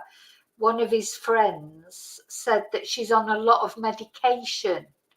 So she does look like she's on medication, doesn't she? But, you know, the more I look at, because when I looked at her at first, I was thinking, oh, you know, he's made her cover up and everything. But the more I look at her, I don't know now. I just don't know. You know, she's giving me mixed messages, let's say. Stearns, her boyfriend and now the prime suspect in Madeleine's death, had taken the teenager to school. She said the last conversation she had with the 13-year-old was the night before. But this report we got a hold of today shows she told deputies she saw her daughter the morning of her disappearance. Channel 9 investigative reporter Shannon Butler has been digging into the details of this case. She joins us live in studio. And Shannon, that's not the only thing you noticed in this new report. Greg, no one has been charged in Madeline Soto's death, but we do know investigators are looking into who knew what and when. And some of that means looking at those initial interviews of the couple and the ones later on. Sources tell me the statements about the timeline are not consistent. Jennifer Soto told... Yeah, so this is the big thing that everyone's talking about at the moment, is she keeps contradicting herself. You know, so she's definitely covering up for him one way or another. That girl did not go to school that morning, you know, and she said that first she said they dropped her off, then she said he dropped her off. She said a lot of conflicting things. So I think the one thing that we do know is she's definitely lied. Told us last week that the last conversation she had with her daughter was about her 13th birthday party the night before Maddie disappeared. I told her good night and yeah, that was it. But according to documents, Sunday night was not the last time. I told her good night and yeah, that was it. You know, so she's thinking, like we said before, when you're a liar, you have to think about what you've already said. She gets caught out. Look at this poor little angel's face. When you get caught out, you know, she could tell she's thinking, what did I say before? What did I say before? Because when you lie, you have to remember what you've said. Soto saw Maddie. New documents show that Maddie's mom told deputies on February 26th that she saw her daughter getting dressed for school at 8 o'clock that morning and that her boyfriend then took the teen to school. But since that initial report was... This is disgusting, this. Look, rubbing his hand up and down her back and on her bottom practically. She's like, so, you know, cuddling him like he's, excuse me, I nearly swore then. She's cuddling him like he's 4 years old. He's 40 nearly. Him sat there in his bloody baseball cap. And it's horrible, isn't it? That actually, the more you look at it, you just think that's horrible. The way she's comforting him as if it's his daughter, not her daughter. Taken, we learned from the Orange County Sheriff that Maddie was likely dead earlier than that.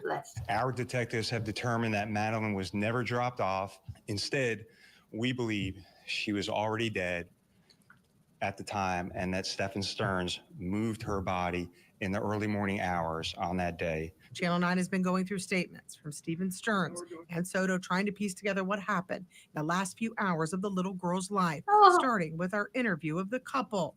Oh, poor Stephen with his tissue wiping his eyes where there's no tears. Now, let's have a look at this mother. This is where she does tell a lie. She does look like she's on something. Maybe she is, but... Mom told us last week. We dropped her off at school, close to school. We dropped her off at school, close to school. She's probably thinking there now, oh, God, shit, I've just said, you know, something different than what I've said before. Because now she's saying we dropped her off at school. Now, the police know 100% now she was not dropped off at school because they've got CCTV of him in his car with Madeleine deceased in the car where he was taking her off to dump her. They've got CCTV of him dumping stuff in a bin, you know, which they went off to get afterwards and turned out to be Madeleine's little backpack thing and a computer, etc. So she's definitely lied, the mother. Whether she knew, she must have known she was dead, because otherwise, why would you lie? Why would you? She wanted to walk the rest of the way. But in that same interview, then said, I wasn't the one who took her to school in the morning. That was my partner. I was the one who took her to school in the morning. So she's already forgotten what she said before. So she just said we took her. Now she's saying I took her. But yeah. Detective. She realised then, I'm going to look at that again, because she realised that she'd contradicted herself, because then she just goes, but yeah. Okay. But in that same interview, then said, I wasn't the one who took her to school in the morning. That was my partner. See how she gulped then? As soon as she said that, she swallowed, because it was like, oh shit, I've contradicted myself. And then she goes, oh, well, yeah. Took her to school in the morning. That was my partner. Gulp. But yeah. Detective. But yeah, and then she purses her lips now. Everyone knows that when someone purses their lips like that, if you know, as far as body language is concerned, that's like when you're trying to stop yourself saying something.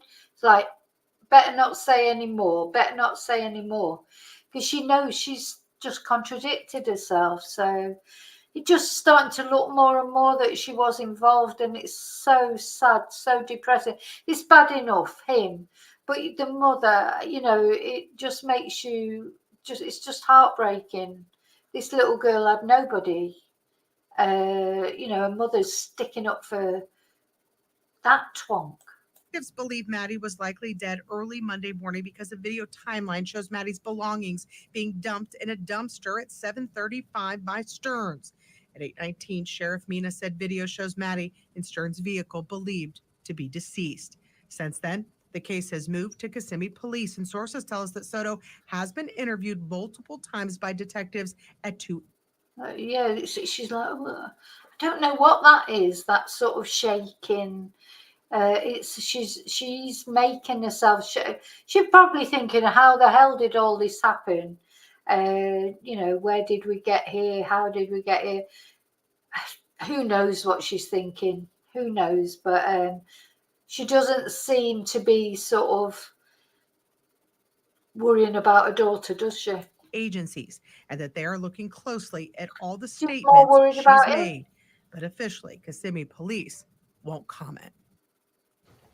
So this initial report also shows that Stearns told investigators that after Maddie got out of his car, she stopped to look in that book bag before he drove away. That same book bag was found actually in the dumpster. After her death, he then said he went home for about an hour after going to the vape store and running errands. He was home that day until 2:30. Detectives say a tip showed him changing a flat tire not far from where the little girl's body was found that afternoon.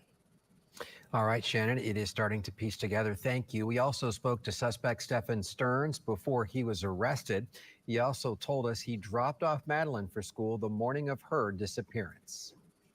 She was asleep for most of the way.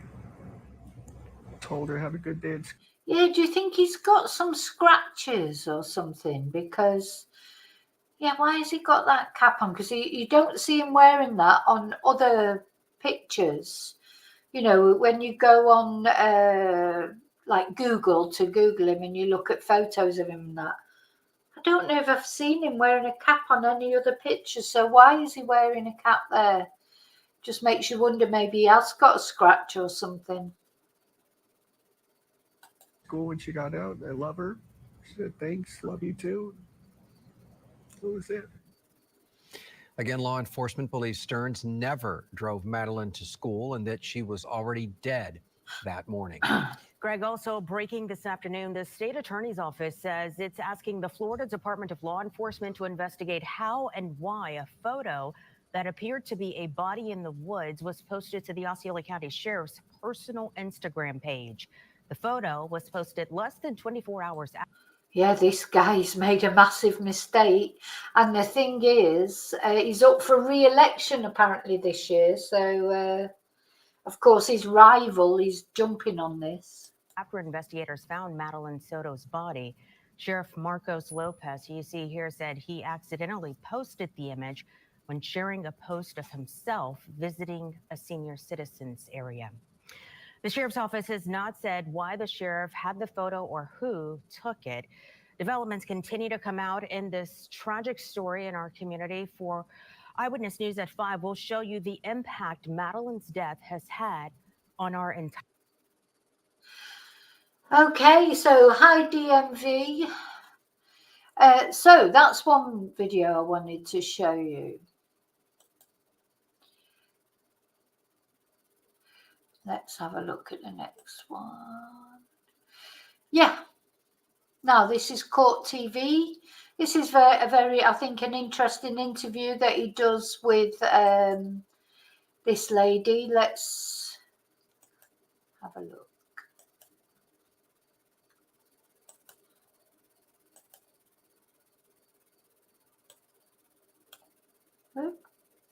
Observed about the case out of Central Florida involving this young girl, just 13 years old, Madeline Soto.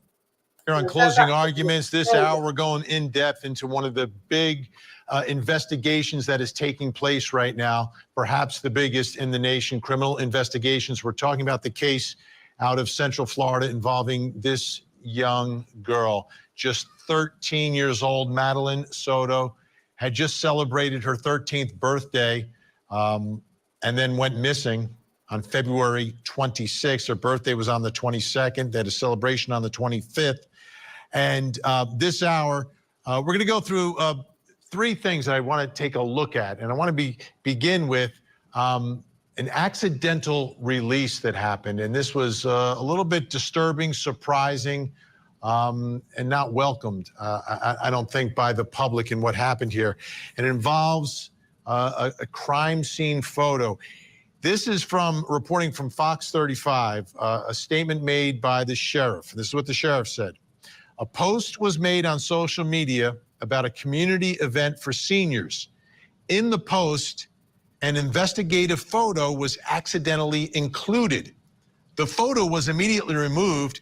We deeply apologize for any confusion or disturbance this may have caused. And that comes from the Osceola County Sheriff. I mean, this is like, what a twonk, you know, what a fool to upload a picture of a crime scene. No, so supposedly a picture of Madeleine's body that he's uploaded where she was found in the woodland. So he was making a post on social media about a community event for seniors, and in the post an investigative photo was accidentally included. So of course, you know, it's been jumped on because there'll always be someone who will screenshot it. That picture, God knows what's happened to it now. It's probably going all around social media, etc. Anyway, ridiculous. Sheriff's Office. So what exactly was released here accidentally? Well, there's another post I want you to take a look at. This came from, I guess, a political opponent of that sheriff, the former sheriff who's running again, former Osceola County Sheriff Russ Gibson posted this on Facebook. The second photograph that I received was an Instagram post made by Marcos Lopez himself. This photograph was taken at an active crime scene where Madeleine's body was recovered, and it was indeed a picture of Madeleine's lifeless body. This is 100% unacceptable and 100% shameful and disrespectful to Madeleine, her family, and friends. Very sad. Do you see? I mean, it is awful. But the other thing is they are using this now. He's using it for political capital, which I don't really like the idea of that. They're obviously, he wants to be voted in as sheriff next time.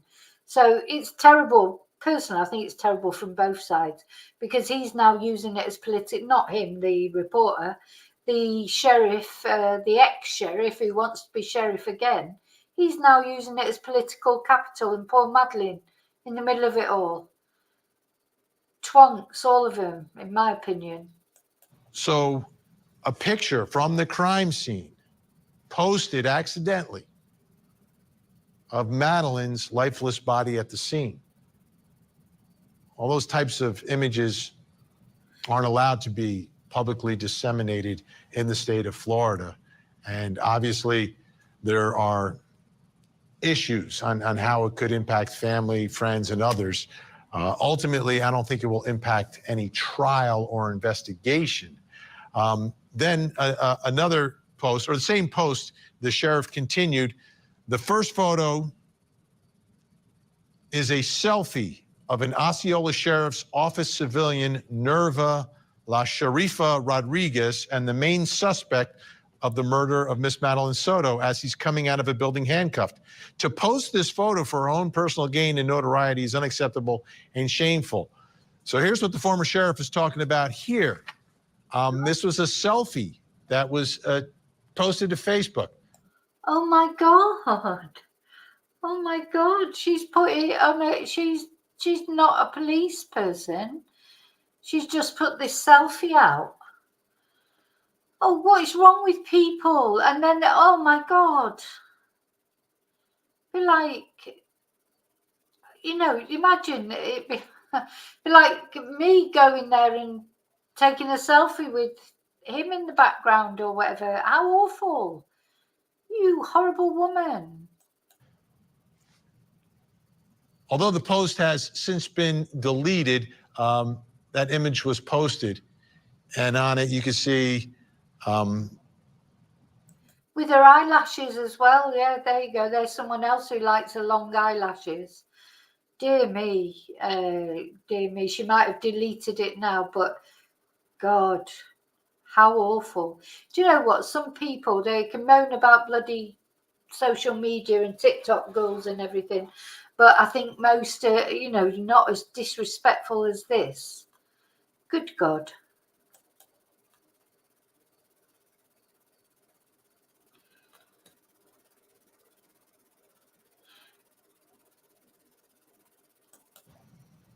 The suspect in the background coming out, and then a selfie taken by a civilian working in the sheriff's office.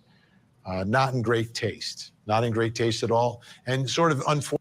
It's a civilian working in the sheriff's office, this woman who's gone and took that selfie. So she's working it. She's like, you know, a civilian working in the sheriff's office. I suppose she's a clerk or so. I don't know. I don't know what she actually does in there, but it's terrible. Fortunate parts of what has transpired in this investigation so far. But that man, Stephen Stearns, let's talk about him. And a lot of chatter and talk. Was this guy a Disney employee? Did he work for Disney? Now, if you go to his Facebook page, it's pretty clear. He posts up there that he was, in fact, a cast member at Walt Disney World. And for those of you not familiar with what a cast member at Walt Disney World is, that's someone who works there. You don't have to be one of the characters wearing the costume.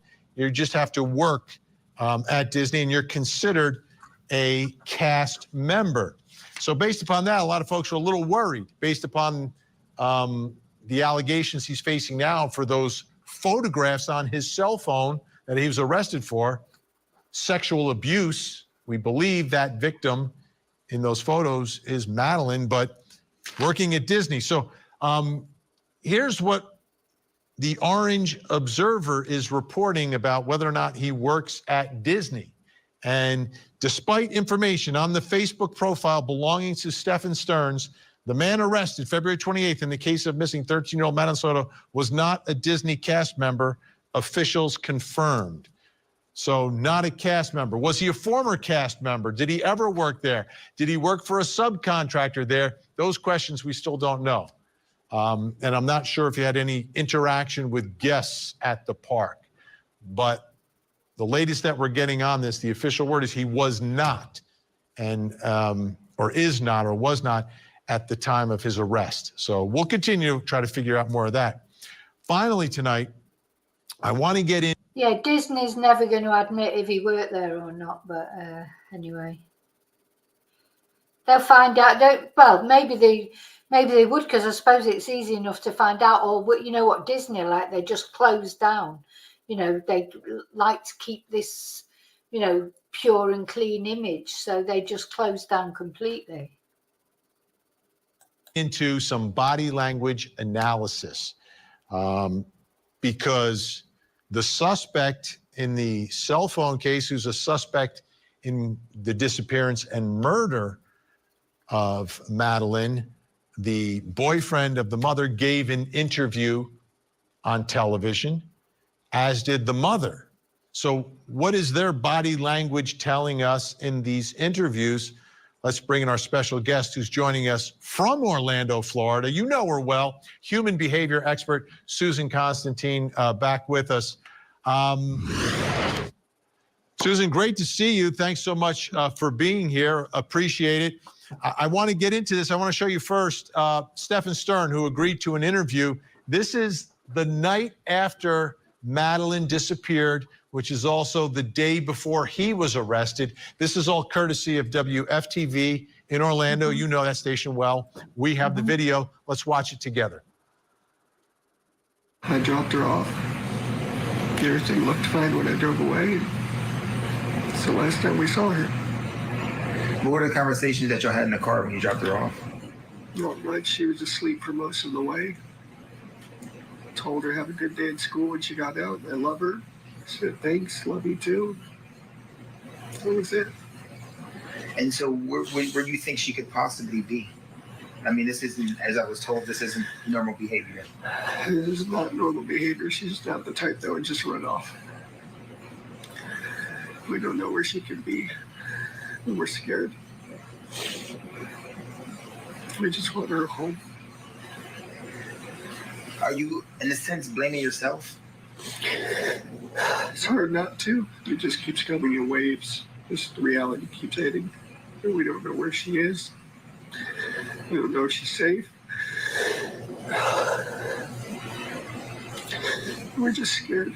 We just want her home. Conflicting reports here and there. People say they see this or that. None of it's conclusive and none of it's helpful.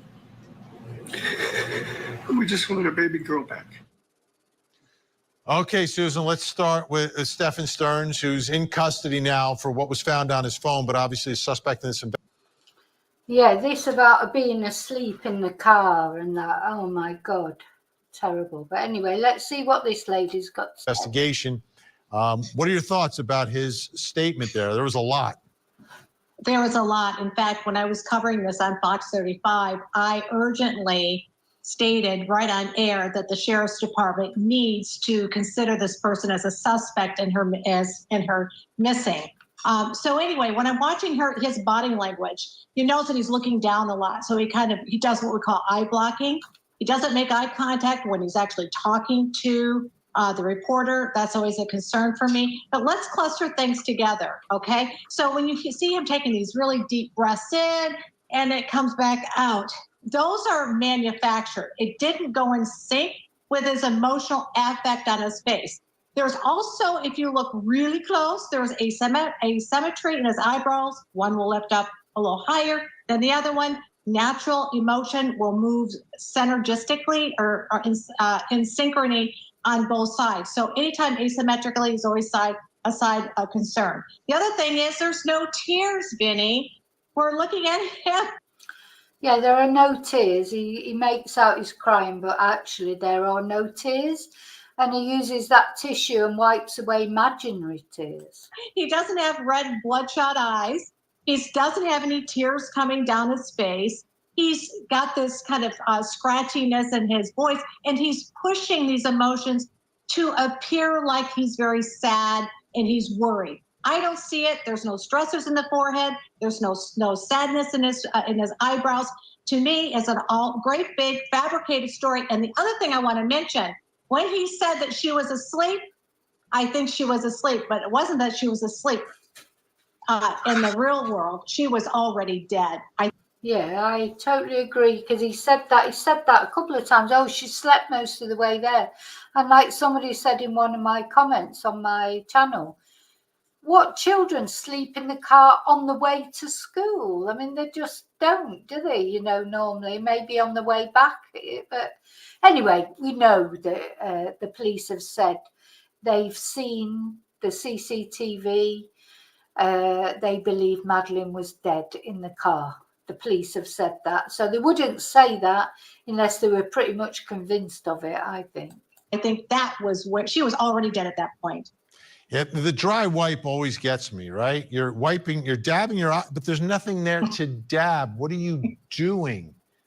Like, it's all fake. It's a big fake out. That's all it is. I mean, I've seen that in courtrooms, but and here he is in this moment. I'm surprised that he even would appear on television, but he did. Now, I know you also, as you mentioned, you did the analysis before the arrest, by the way, on Fox 35 down there. And there was another interview with the mother where he's in the background. And a lot of people have been talking about, like, what's he doing back there? It was odd behavior. That was that really creepy interview, wasn't it, that we watched where the mother was talking to Fox News and he came in the background like bloody Nosferatu, the shadow coming, like just sitting in the background, cracking his knuckles and just, you know, making sure he was in the picture. Like, that was really, really, really creepy behavior.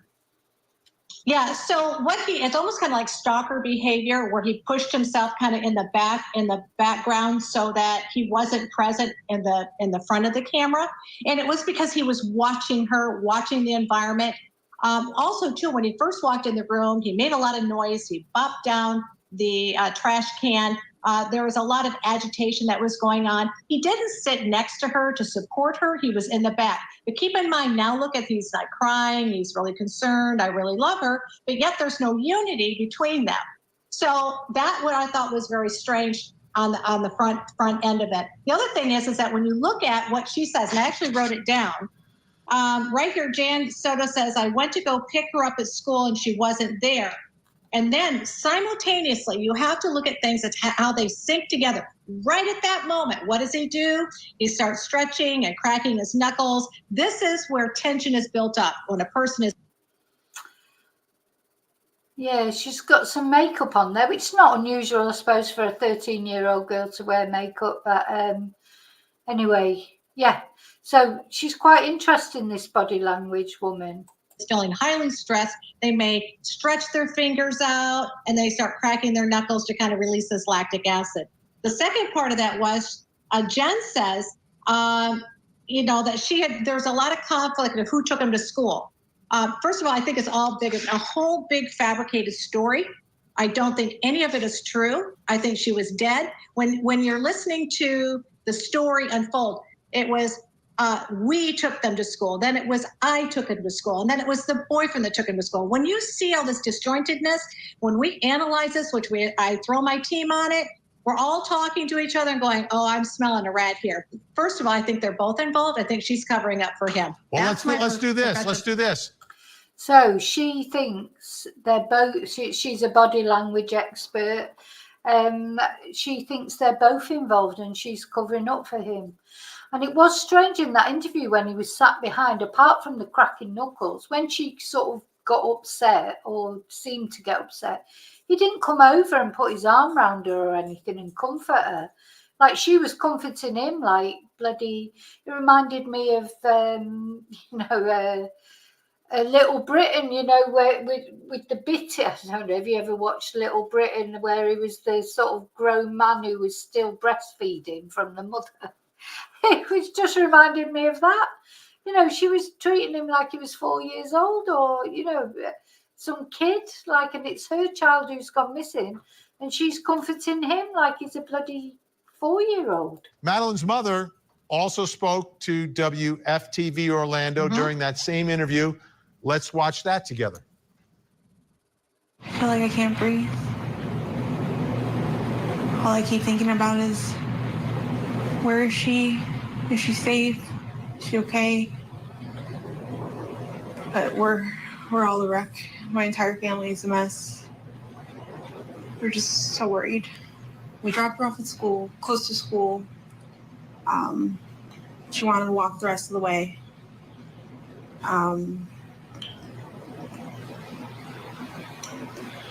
She wanted to walk the rest of the way. She's just making it up complete. She is lying for her teeth, yeah. I'm not sure what I'm allowed to share. Spotted walking by the church, by the middle school, on the cameras. They saw her hang out in the parking lot for a little bit and then get up and leave. They didn't see a vehicle or anything else. They just saw her walk away around 9 a.m. heading towards the school, but she never made it. In my heart, I feel like somebody took her. This isn't like her to just pick up and run away. Yeah, I wonder why she said that about the CCTV, that she'd been seen on CCTV, because obviously that can be proven, yes or no. So it was a totally stupid thing to say if you're lying. And now, of course, she's creating the alternative scenario that somebody's taken her. Or just not go to school. I don't know what to think. We are desperate for any answers, anything that you can do to help. I'm here for it. Just please, if you see my daughter, just please bring her home. I just hope you're okay, Maddie. I hope you're safe. I hope you're not hurt. I just hope she's okay. Okay, Susan, your thoughts here on Mom. Well, first of all, she's in fight or flight. You see her really shaking. This is not your typical nervousness. This is a shivering. Oftentimes you see that when somebody's really in trouble, right? You see them shaking like if, they're very, very nervous. That's really more of a nervous. You see her looking up a lot, which we call the three-corner white, but from the bottom. She's searching for answers. There's pauses in between her. Yeah, I thought she was almost looking up to heaven. So like as if she knew she's dead. So she's like looking up saying, I hope she's okay. As if she's like looking up, I hope she's okay in the next world, Yeah. Her thoughts, she kind of loses her thought. She's then asking the interviewer about what she should say or what she shouldn't say, or maybe I shouldn't say it. That's really odd because that would almost imply that she was talking to an attorney or something, that she was kind of prohibited in saying something. The other thing is again, remember she saw her going across the street. We dropped her off. I think that she did, but it wasn't that day. And this is what liars do. And Casey Anthony was really good at this. She would play out things in her mind that had happened, occurred before. Yeah, now this is interesting what she said. So if someone's lying, so that she'll be thinking of another day where that was what happened, because she's got to fill in the gaps. She's got to say what happened. So, she's sort of thinking about another day when they really did drop her off. And she's building a scenario around that. I think this is the dress. Somebody, I think it was Alana, was it, that was saying about the dress that she wore on her birthday party, because some of the conjecture at the moment, which of course will come out in the autopsy, is that Madeleine might have been pregnant. And they were saying that the dress, it looks like she's got a look. I mean, unfortunately, this is sort of in the way. But has she got a little tummy there, or is it just like a bit of puppy fat that you have when you're, or in my case, it never goes away. But, sometimes teenagers, what they tend to do, isn't it? They get a little bit chubby and then they lose weight and then they get a little bit chubby again as their sort of hormones are settling down. So is that the dress, Alana, that you were talking about? Does it look like she's got a little bit of a tummy there? Was she pregnant? Well, that will come out in the autopsy, definitely, won't it? If she was, it will be revealed in the autopsy. And that could have been the catalyst. Because the thing is, something's been a catalyst for this. I mean, he's been enjoying this girl for 2 years. He's bloody loving it. He's great. He's got the mother treating him like he's a 4-year-old, like his mum has always treated him, because it turns out his mum and dad have bailed him out all his life, haven't they? And then he's got the mother looking after him like his mum looked after him. And he's got this girl that he's like treating like a girlfriend. So I don't think he was likely to stop that. I don't think he will have wanted it to stop. Something's been a catalyst for him finally killing her. He's lost his temper. Maybe she's refused him for the first time. Maybe, as they were saying in the video, she's got her eye on a boy at school. He's got angry about that. He's got jealous. Maybe she's pregnant. Maybe she wanted to keep the baby. He doesn't want, or maybe the mother found out, so something has happened to be a catalyst for Madeleine's murder, because he has not murdered Madeleine because he wants this all to stop. He'd been having a great time for 2 years. He'd be wanting to carry on having a great time. So something's happened. There's been some sort of issue that has led to this happening. And he's just lost his temper, lost control. Poor little face. So anyway, we will find out. It'll all come out in the wash, I suppose, as you say. Or that she visualized it, somebody else doing it, but putting herself in that situation. So I am telling you right now, Vinny, and I will bet my career on it, the mother's involved. She's covering it up for the boyfriend. I don't think she had anything to do with it, but I think there was a high conflict between her and that birthday party. She's bet a career on it, and she's saying and I don't think that the mother had anything to do with the actual murder, but there's some sort of conflict with this birthday party. Does seem strange, doesn't it? It's the day after the birthday party, and the mother is covering up. So I don't think she had anything to do. Maybe I just can't bring myself to believe she had anything to do with the murder itself. But she's definitely covering up for him for whatever reason. When you look at the language, and there was a conflict between the mother and the daughter. I even asked Fox 35, I said, hey, what's going on with this relationship with mother-daughter? There's a high conflict. Why? Because early on, you could listen to her tone. There's a lot of videos. She was an agitation, almost some anger that I could hear in the back of her voice. So the other thing is there's no tears, there's no sadness, there's no remorse. And I have to ask you a question, Vinny, and any of your viewers out there. Did you feel any emotion there? No. There you go. We didn't. Mm-mm. We didn't.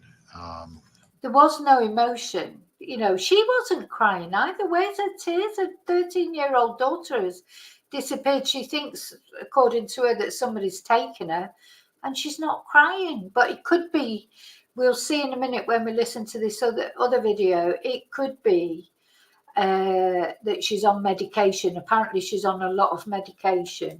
And I hate, and again, no one's been charged at all in what has happened to her. We only know about the charges relative to the cell phone. The investigation continues, but it's a big part of the investigation. What was going on in the house, what's going on with the relationships, all significant stuff. Susan, always great to have you on the show. We appreciate your time and your incredible insight. I know for sure we'll be speaking again, so I'll just say I'll see you next time. Thanks so much, Susan. Bye-bye. Okay, so that was an interesting, I think that was an interesting video. It's interesting to see her insights and the other things. You know, very interesting, isn't it? All the interesting. In a bad way, I suppose, but, you know, I'm just looking to see if I don't think there's been any update. Anyway, I'm sure you'll all let me know if there's been an update. Okay. Now then, we're just going to look at one more thing now, and then I'm going to bed because I'm tired. We're going to look at another interview on another YouTube channel where one of his friends was interviewed again, and let's see, we're going to listen to a little bit of it, just a few interesting things.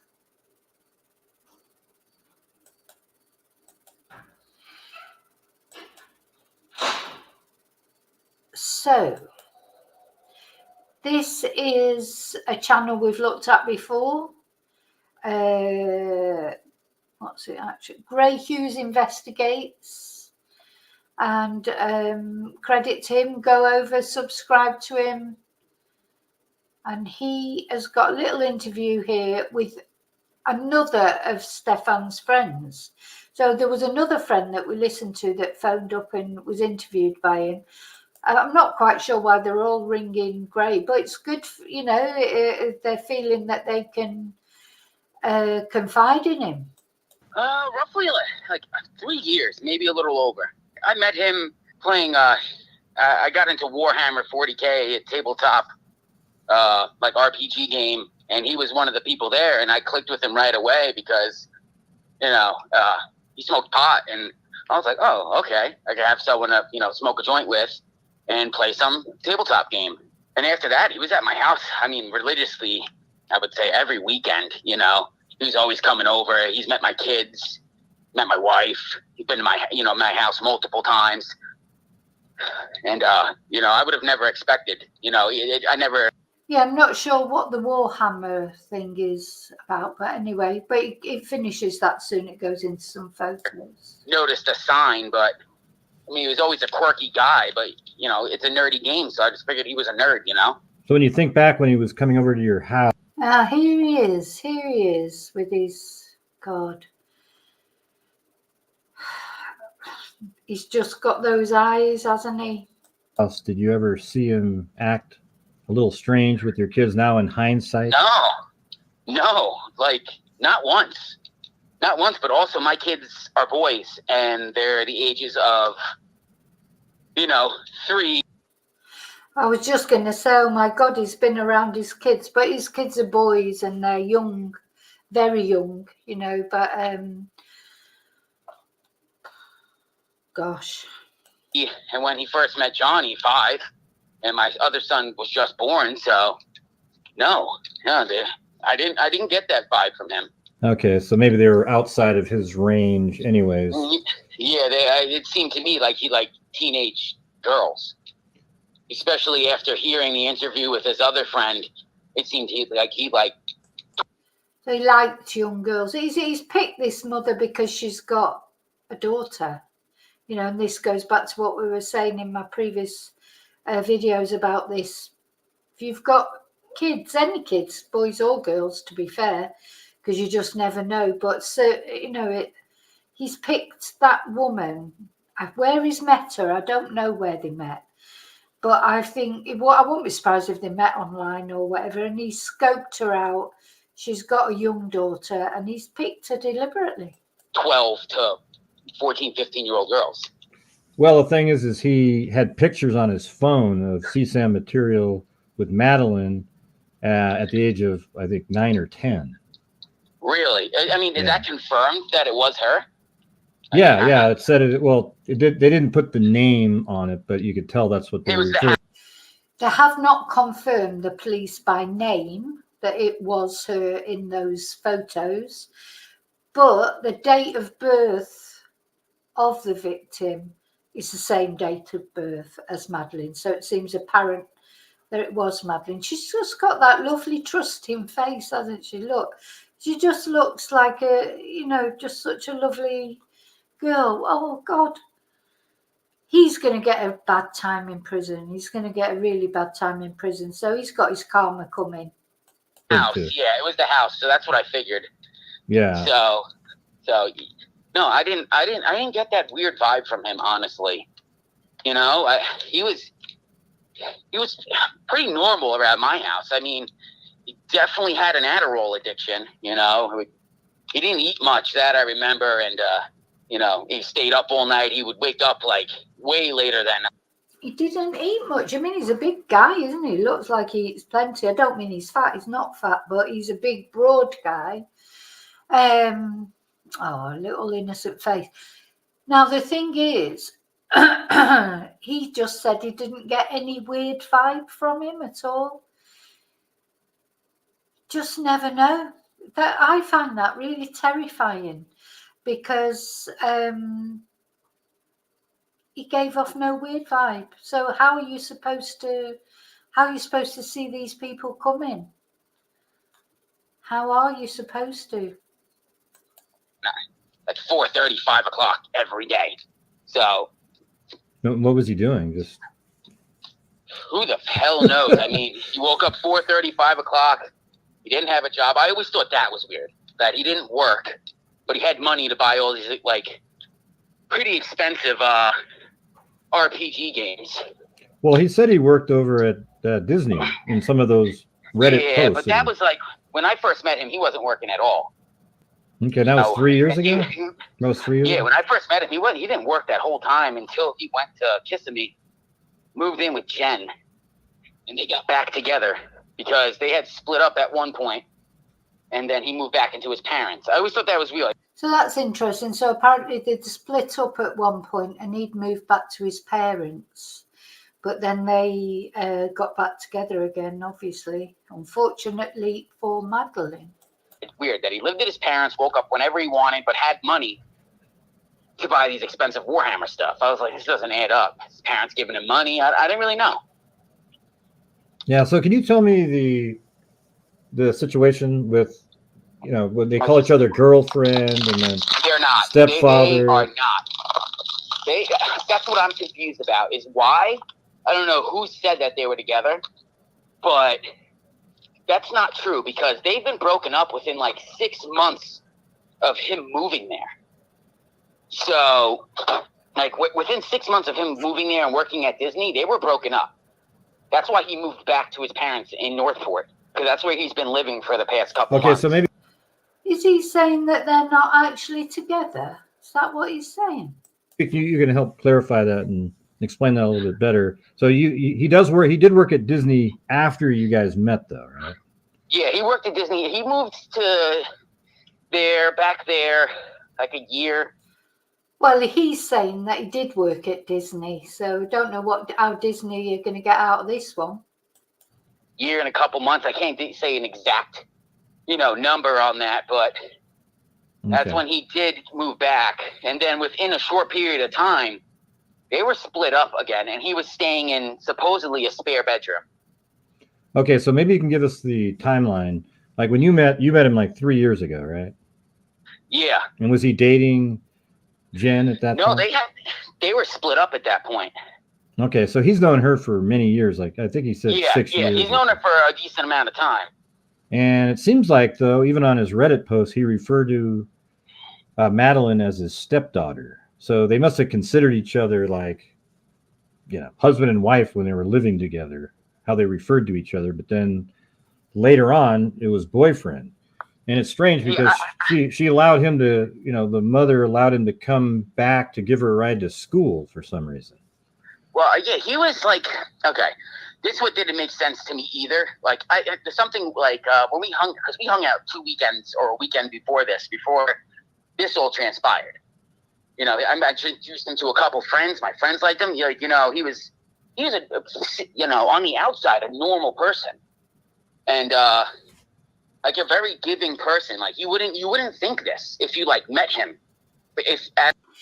This friend extols his virtues a bit. He goes on now to say what a nice person he is, and generous, and this, that, and the other.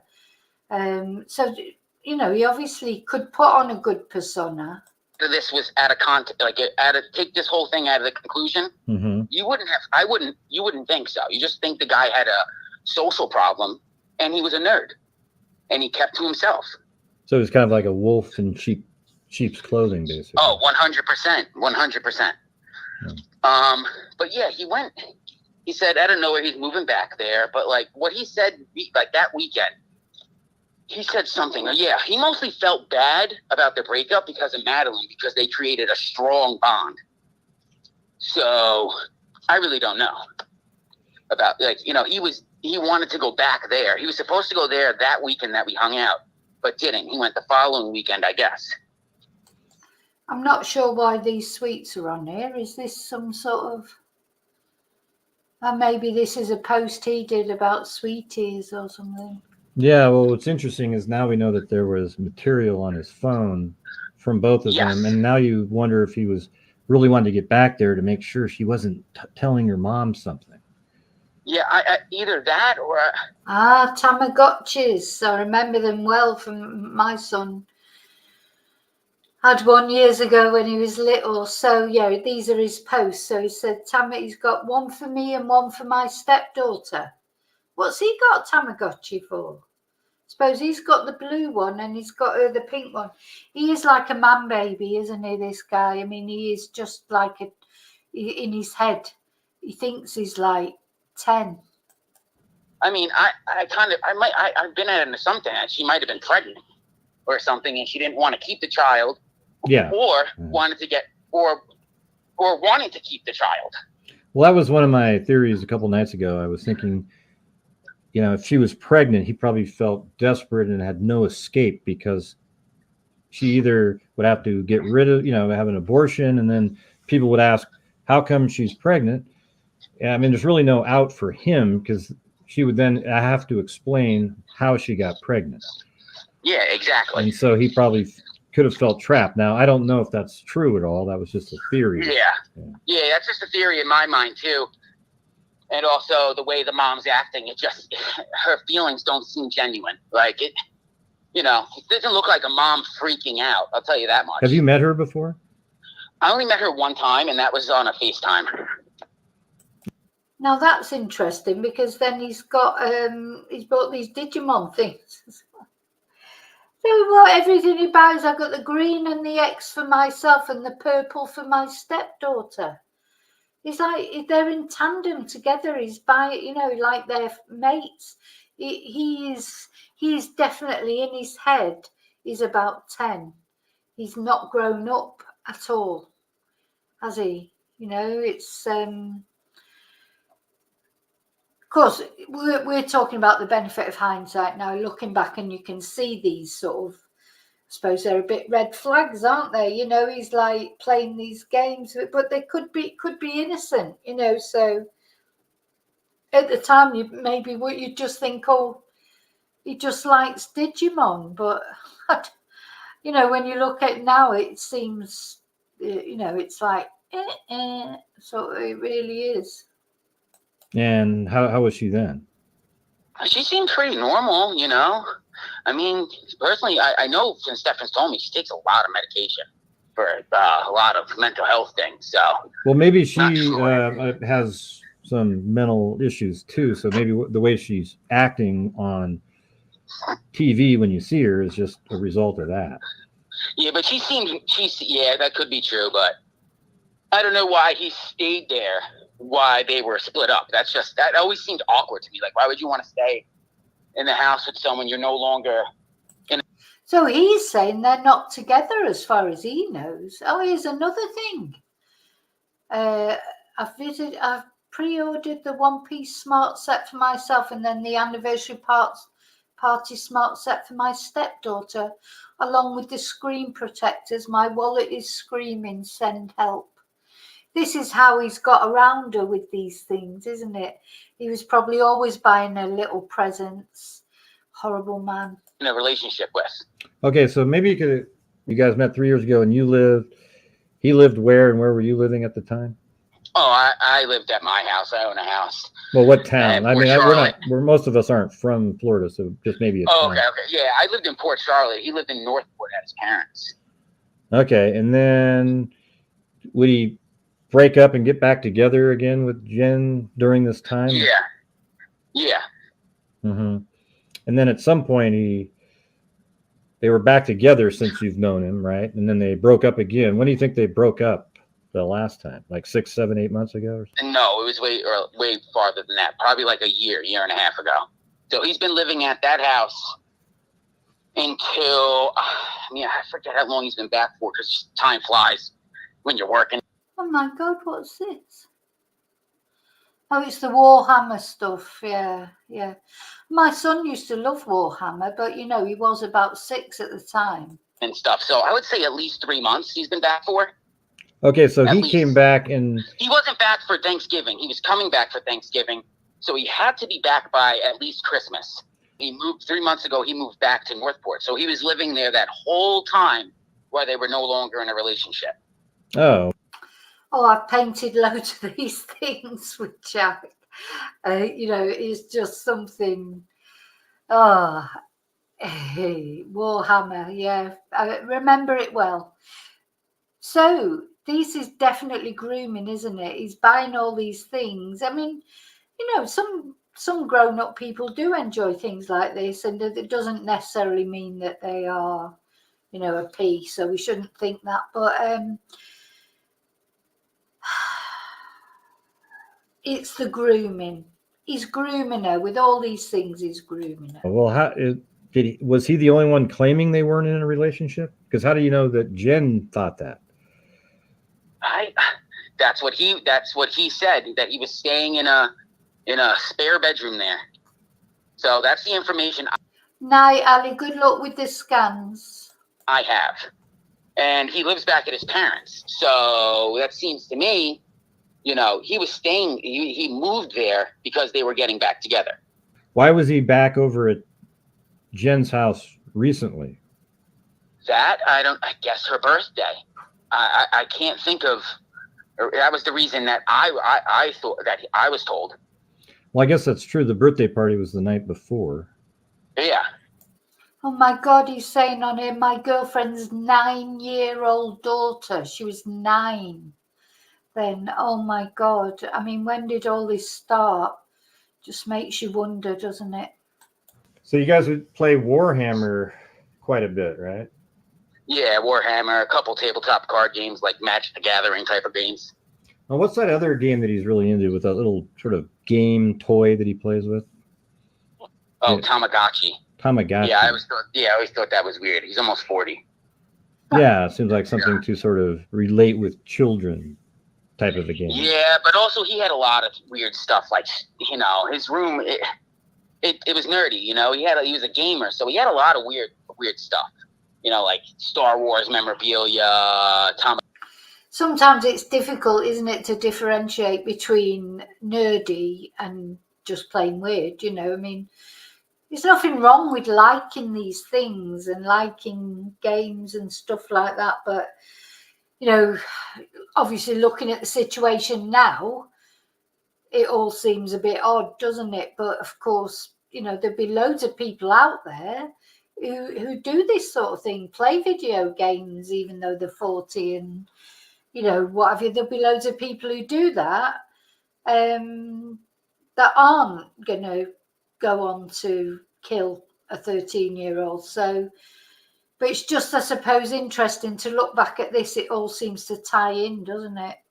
I do think he's he's a man-child. He is a man-child. Tamagotchis, Nerf guns, things like that. Okay, so it did nothing set off alarm bells for you. No. I just thought he was a nerdy guy, you know? I don't mean to ask again, but I want to really try to get this timeline thing because it still doesn't, it's not really clear. I'm just wondering why he keeps posting it. You know, if he had anything to hide, why would he keep posting these things?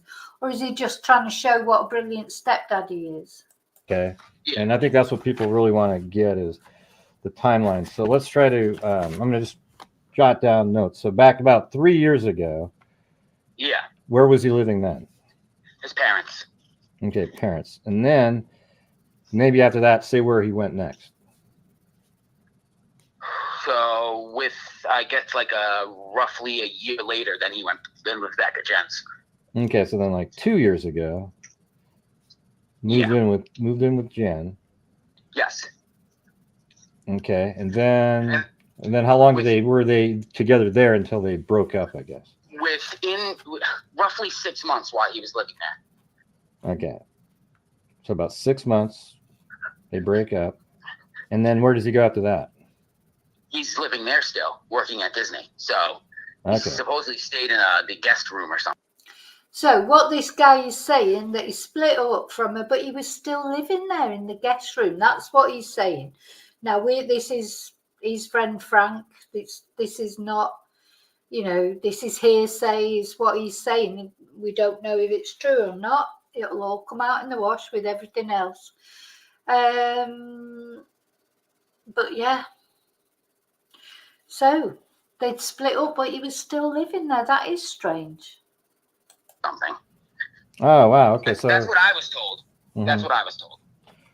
All right, they broke up, but he still lived there. Okay. Yeah. And I is always thought that was really weird. That is pretty strange, you know. Yeah, why would you want to stay in a place if you guys no longer are in a relationship? But you know. Well, I think we might know the answer because he wanted to still be close to. That's 100%. Yeah, that's what I feel like. You know.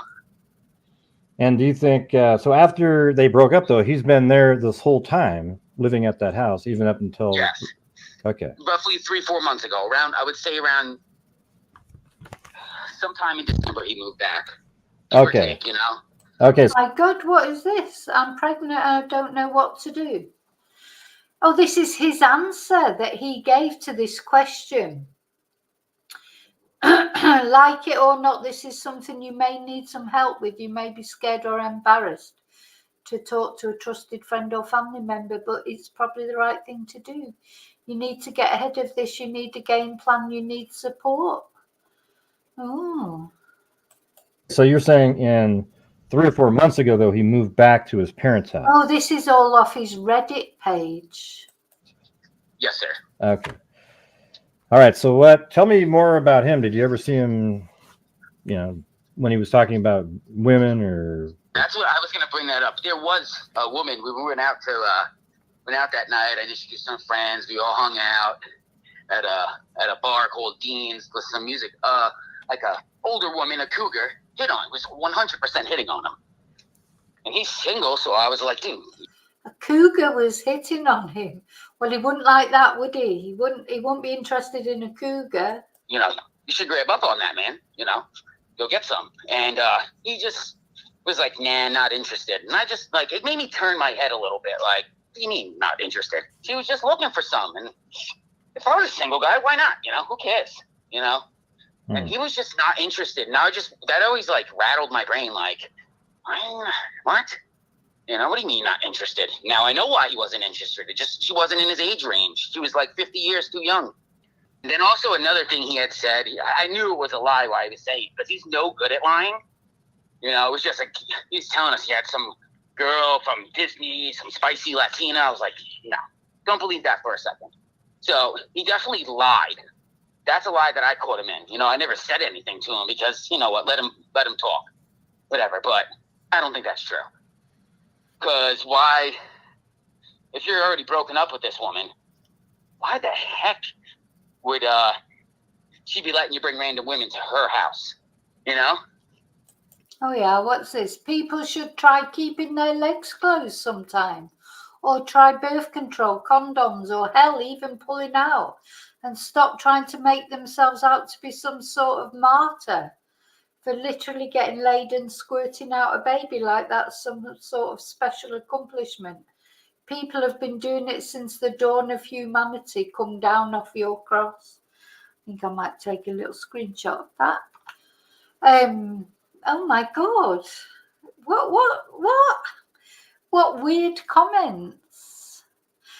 I don't really do. I have got a Reddit account, but I never really go on Reddit. I don't understand it very well, but I know it's really popular. And this is obviously where he's got this account. What a weird thing to say. Right. So it's just a lie.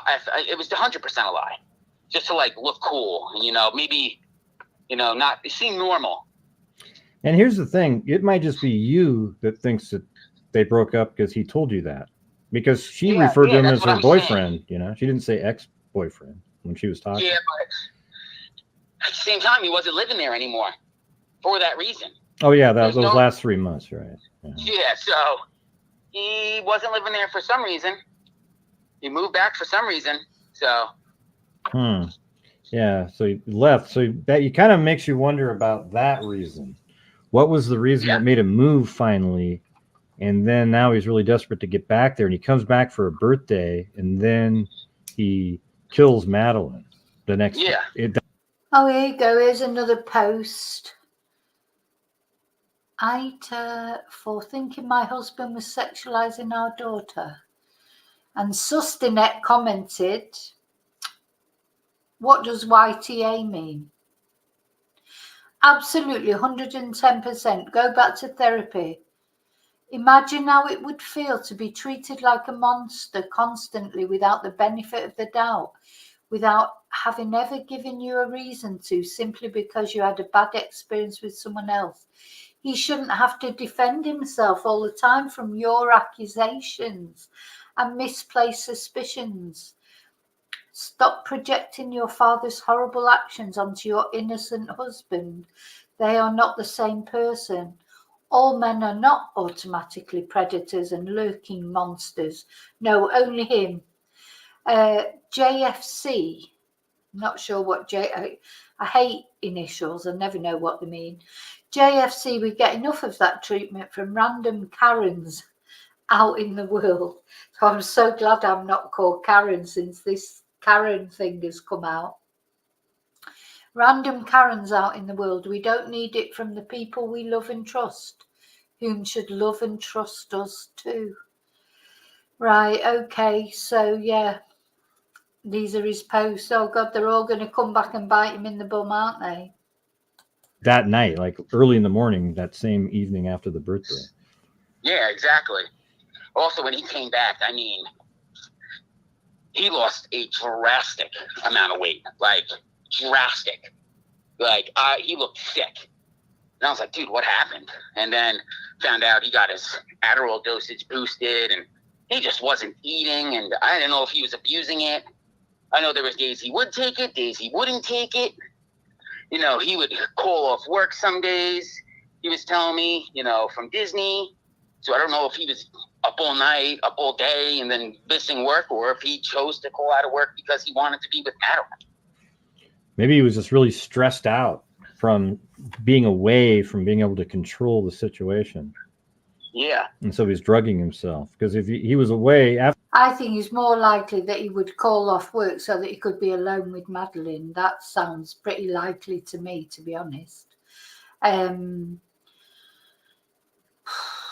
This guy definitely thinks he worked at Disney. So what Disney's talking about, I don't know. He's, he seems convinced he worked at Disney. After he'd already assaulted Madeleine multiple times over the years, then he has to leave for some reason. She may have kicked him out finally. And then he is paranoid the whole time he's gone. I mean, if I was doing those kind of sick things, I'd be probably pretty nervous too. Yeah, and then he comes back because he just can't let it go, or he's nervous that because he had... I'm presuming this is the house where they lived. I don't know, but I presume it is. ...sexual activity with Madeleine, that she might be pregnant and just can't let that be. Well, I know they had contact when even he wasn't living there.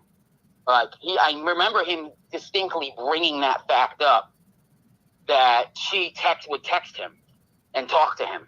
Oh, so they would communicate with each other. Yeah, that's why it's like, did he groom her hard enough that she loved him? You know what I mean? Mm-hmm.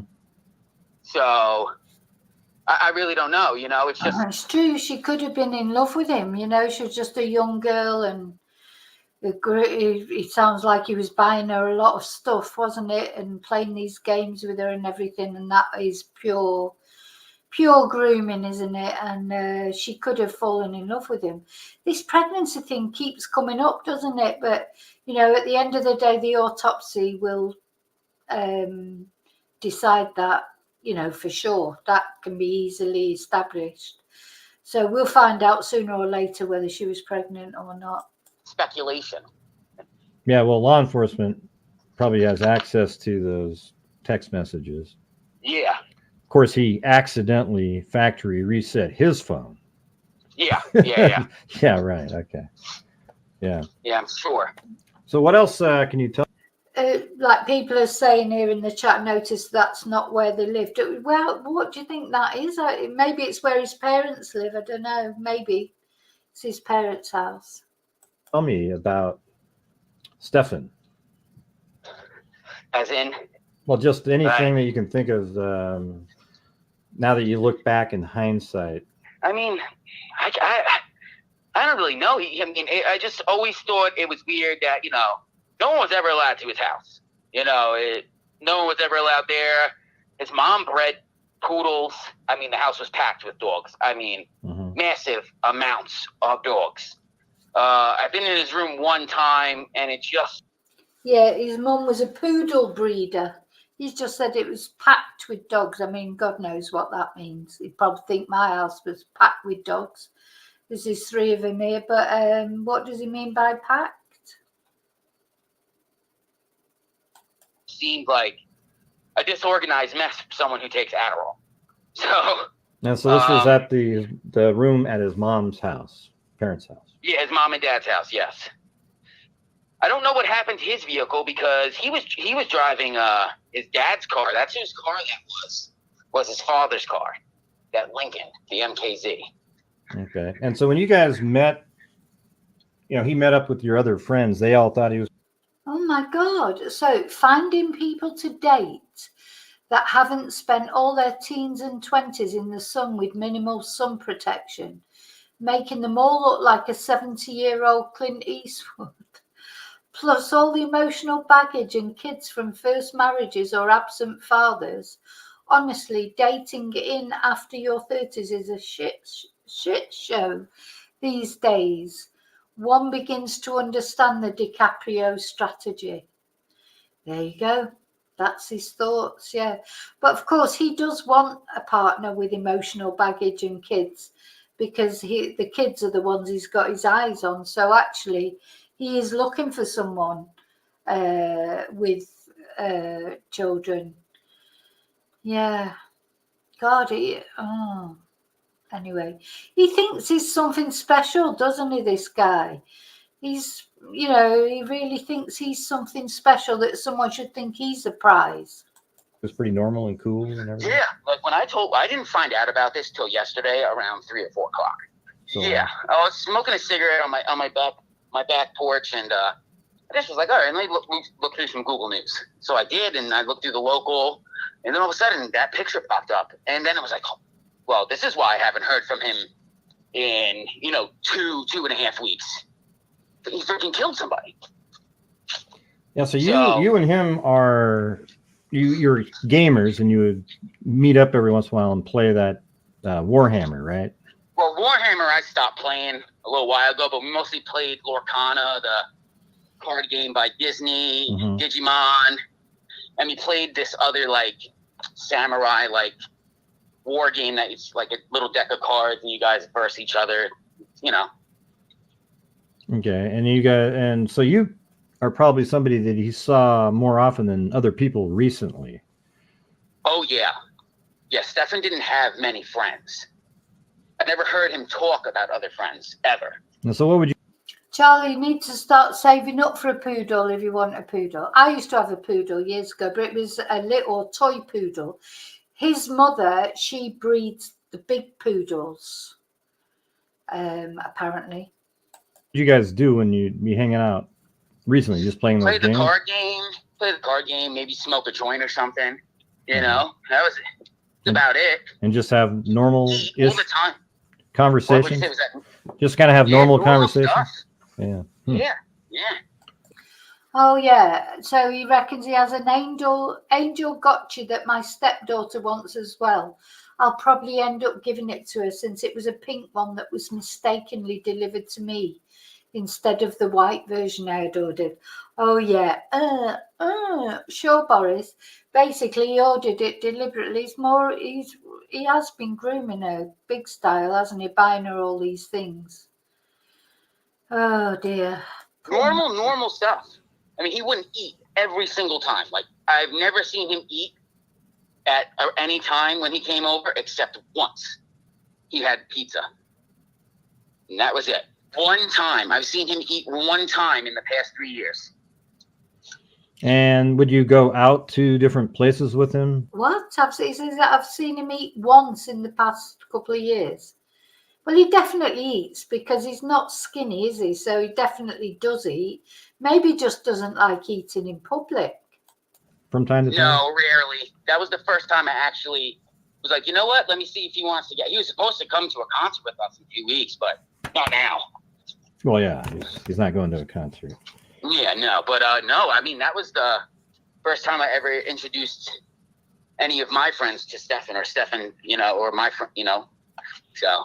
And then his behavior that night seemed pretty normal. He was just chilling out, having drinks, and yeah, he only had a couple beers.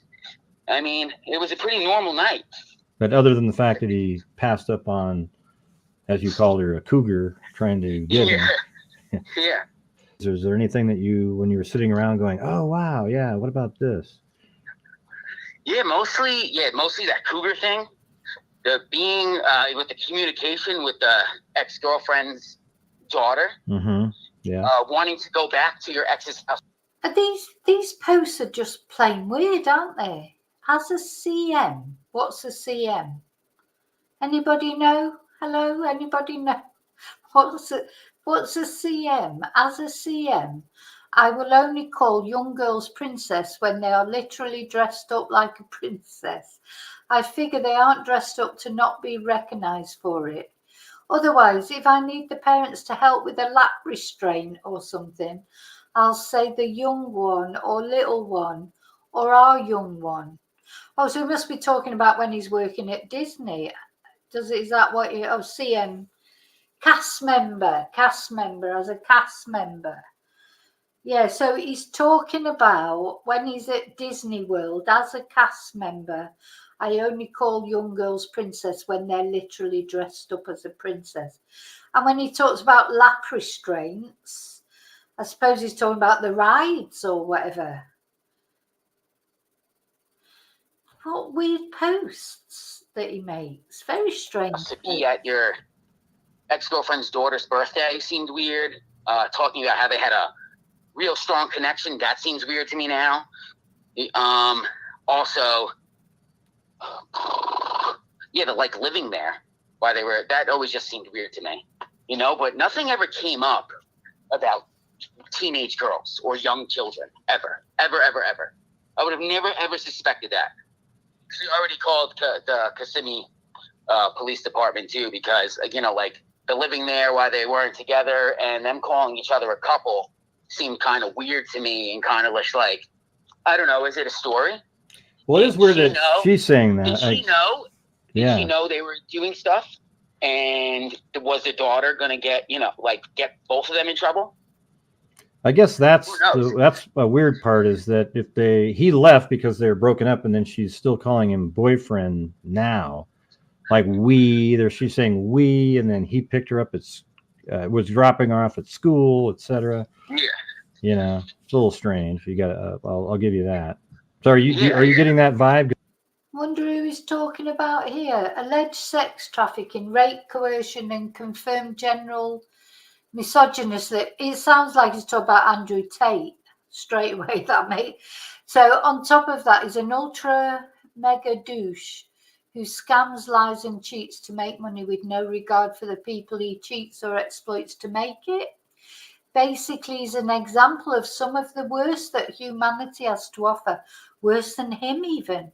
Why anyone would idolize this piece of trash just because he has money and flexes, it's beyond my comprehension. I'd rather be hella broke. He's talking about Andrew Tate, and suddenly now Andrew Tate goes right up in my estimation. just because how dare, you know, it's like, I mean, I was only joking saying Andrew Tate goes up in my estimation. He's not up in my estimation at all. But fancy him having a go at Andrew Tate after what he's done. Well, I mean, obviously he's had this go at him before he did what he did, but you know, he must have been thinking about doing what he ended up doing. He's not just woke up at 40 or 38 or whatever and decided he's a P. He's always had these thoughts. He must, you know, you don't just suddenly in your late 30s decide that you're going to be a P. He's always been a P. So he's always at least known, you know, in his own head, if nobody else knew it, that he prefers young girls. Goodness me. Just strange posts as well, just very, very strange posts. Reddit is a very strange, well, all social media is a strange place, isn't it, really, I suppose, in a way. Reddit, you know, sort of it's like, but Reddit, a lot more younger people go on Reddit. Facebook tends to be older people, but so my son tells me, but says that old people have ruined Facebook. So they probably have, with all their aggression. They're all out there being aggressive day in, day out. Because there's people out there that have that vibe. I'm not sure what I think about the mom. I think she's maybe has a little bit of a deficit there, and it's just kind of, he's using her. Using the word we and things like that have kind of like did she know? Did she allow this to happen? Yeah. You know? Yeah, sometimes though, these predators, though, they find somebody who has a child, and then they pick the one that they feel like they can manipulate, and maybe That's what I was saying too. And so he may just be manipulating the mother, Jen, this whole time, knowing that what he's doing on the side, but making sure by his grooming tactics that Madeleine isn't saying anything to her. I'm not reading this one out. You can read it because it's too rude. So I'm definitely not reading it out. Her mother. So it's possible she has absolutely no clue, and she's also somebody that has a little bit of a deficit mentally there. When you called the police, were they pretty interested in what you had to say? They have not contacted me back yet. So. Oh. They probably have it all in the bag at this point. I mean, you're looking at, I guess they might want to know the why and what else is going on in the background. But he's got all that, the photographs and videos on his phone. And oh yeah, he's caught red-handed. I mean, like, they have pictures of it happening inside the house. So that to me, that's freaking crazy. Yeah. Have you ever seen him when he's shaved, or has he always had that big beard? Yeah, he actually showed up shaved. Yes, he actually came back and he was shaven. And when was this? when he came back to live here. So, 3-4 months ago. Yeah, he had no beard. Oh, 3 months ago. Okay. Yeah. And then he grew it back, and then he goes back there and commits the murders again. But he had the beard on the entire time prior to moving back, right? Just about. He started growing it back. Yeah. Oh, interesting. Not sure how that's connected, but maybe he was going to shave it off again to hide who he was after the murder. Yeah, I don't know. I have no clue. It's hard to say. But hey. So is this the place or the area where supposedly she was found, I presume? I can't see any other reason why I'd be showing this. I'm presuming this is where her body was left, bless her. Good. I appreciate you also getting a hold of the police, and I'm a little surprised they haven't contacted you back, though. That's kind of odd. Yeah, it went to the head detective's voicemail, so I'm sure if there's anything, I'd probably take my statement to see if anything they could use or something like that, but yeah, who knows? Okay. All right, man. Well, I really appreciate it. Thanks for talking. Yeah, no worries. Okay, so that was interesting, isn't it? His thoughts and those horrible Reddit posts and God, I just, you just feel this is a case that is going to get stranger and stranger, isn't it? But just these things sometimes when you think they can't get any stranger and then they do. So I'm taking my earrings out now because that means I'm going to bed soon because I'm tired. Okay, so I hope you found the stream interesting tonight. That was very interesting, the podcast about Nicola Bulley.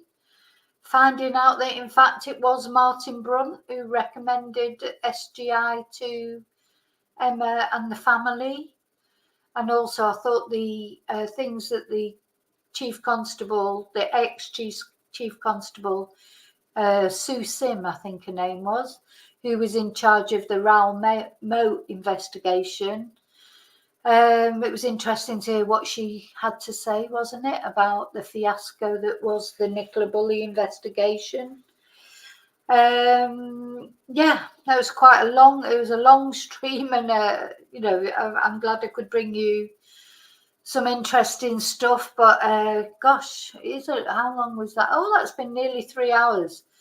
So, and no wonder my voice is going, and I've got quite a few classes in the morning. So anyway, thank you so much. I think what I'll do tomorrow is I will chop this video, as I do sometimes, into smaller segments.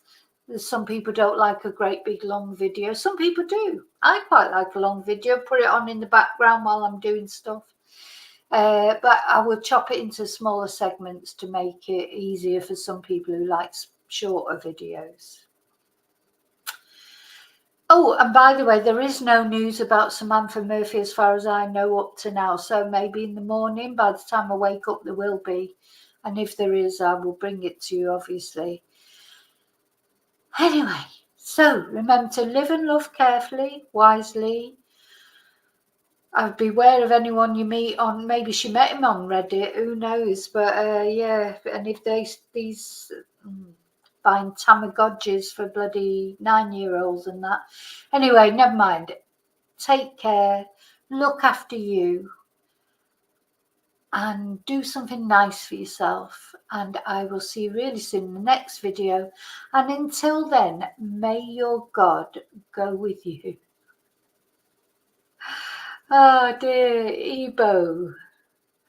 Ali, I thought you went to bed ages ago. You're still there. Okay, night all. Thank you so much.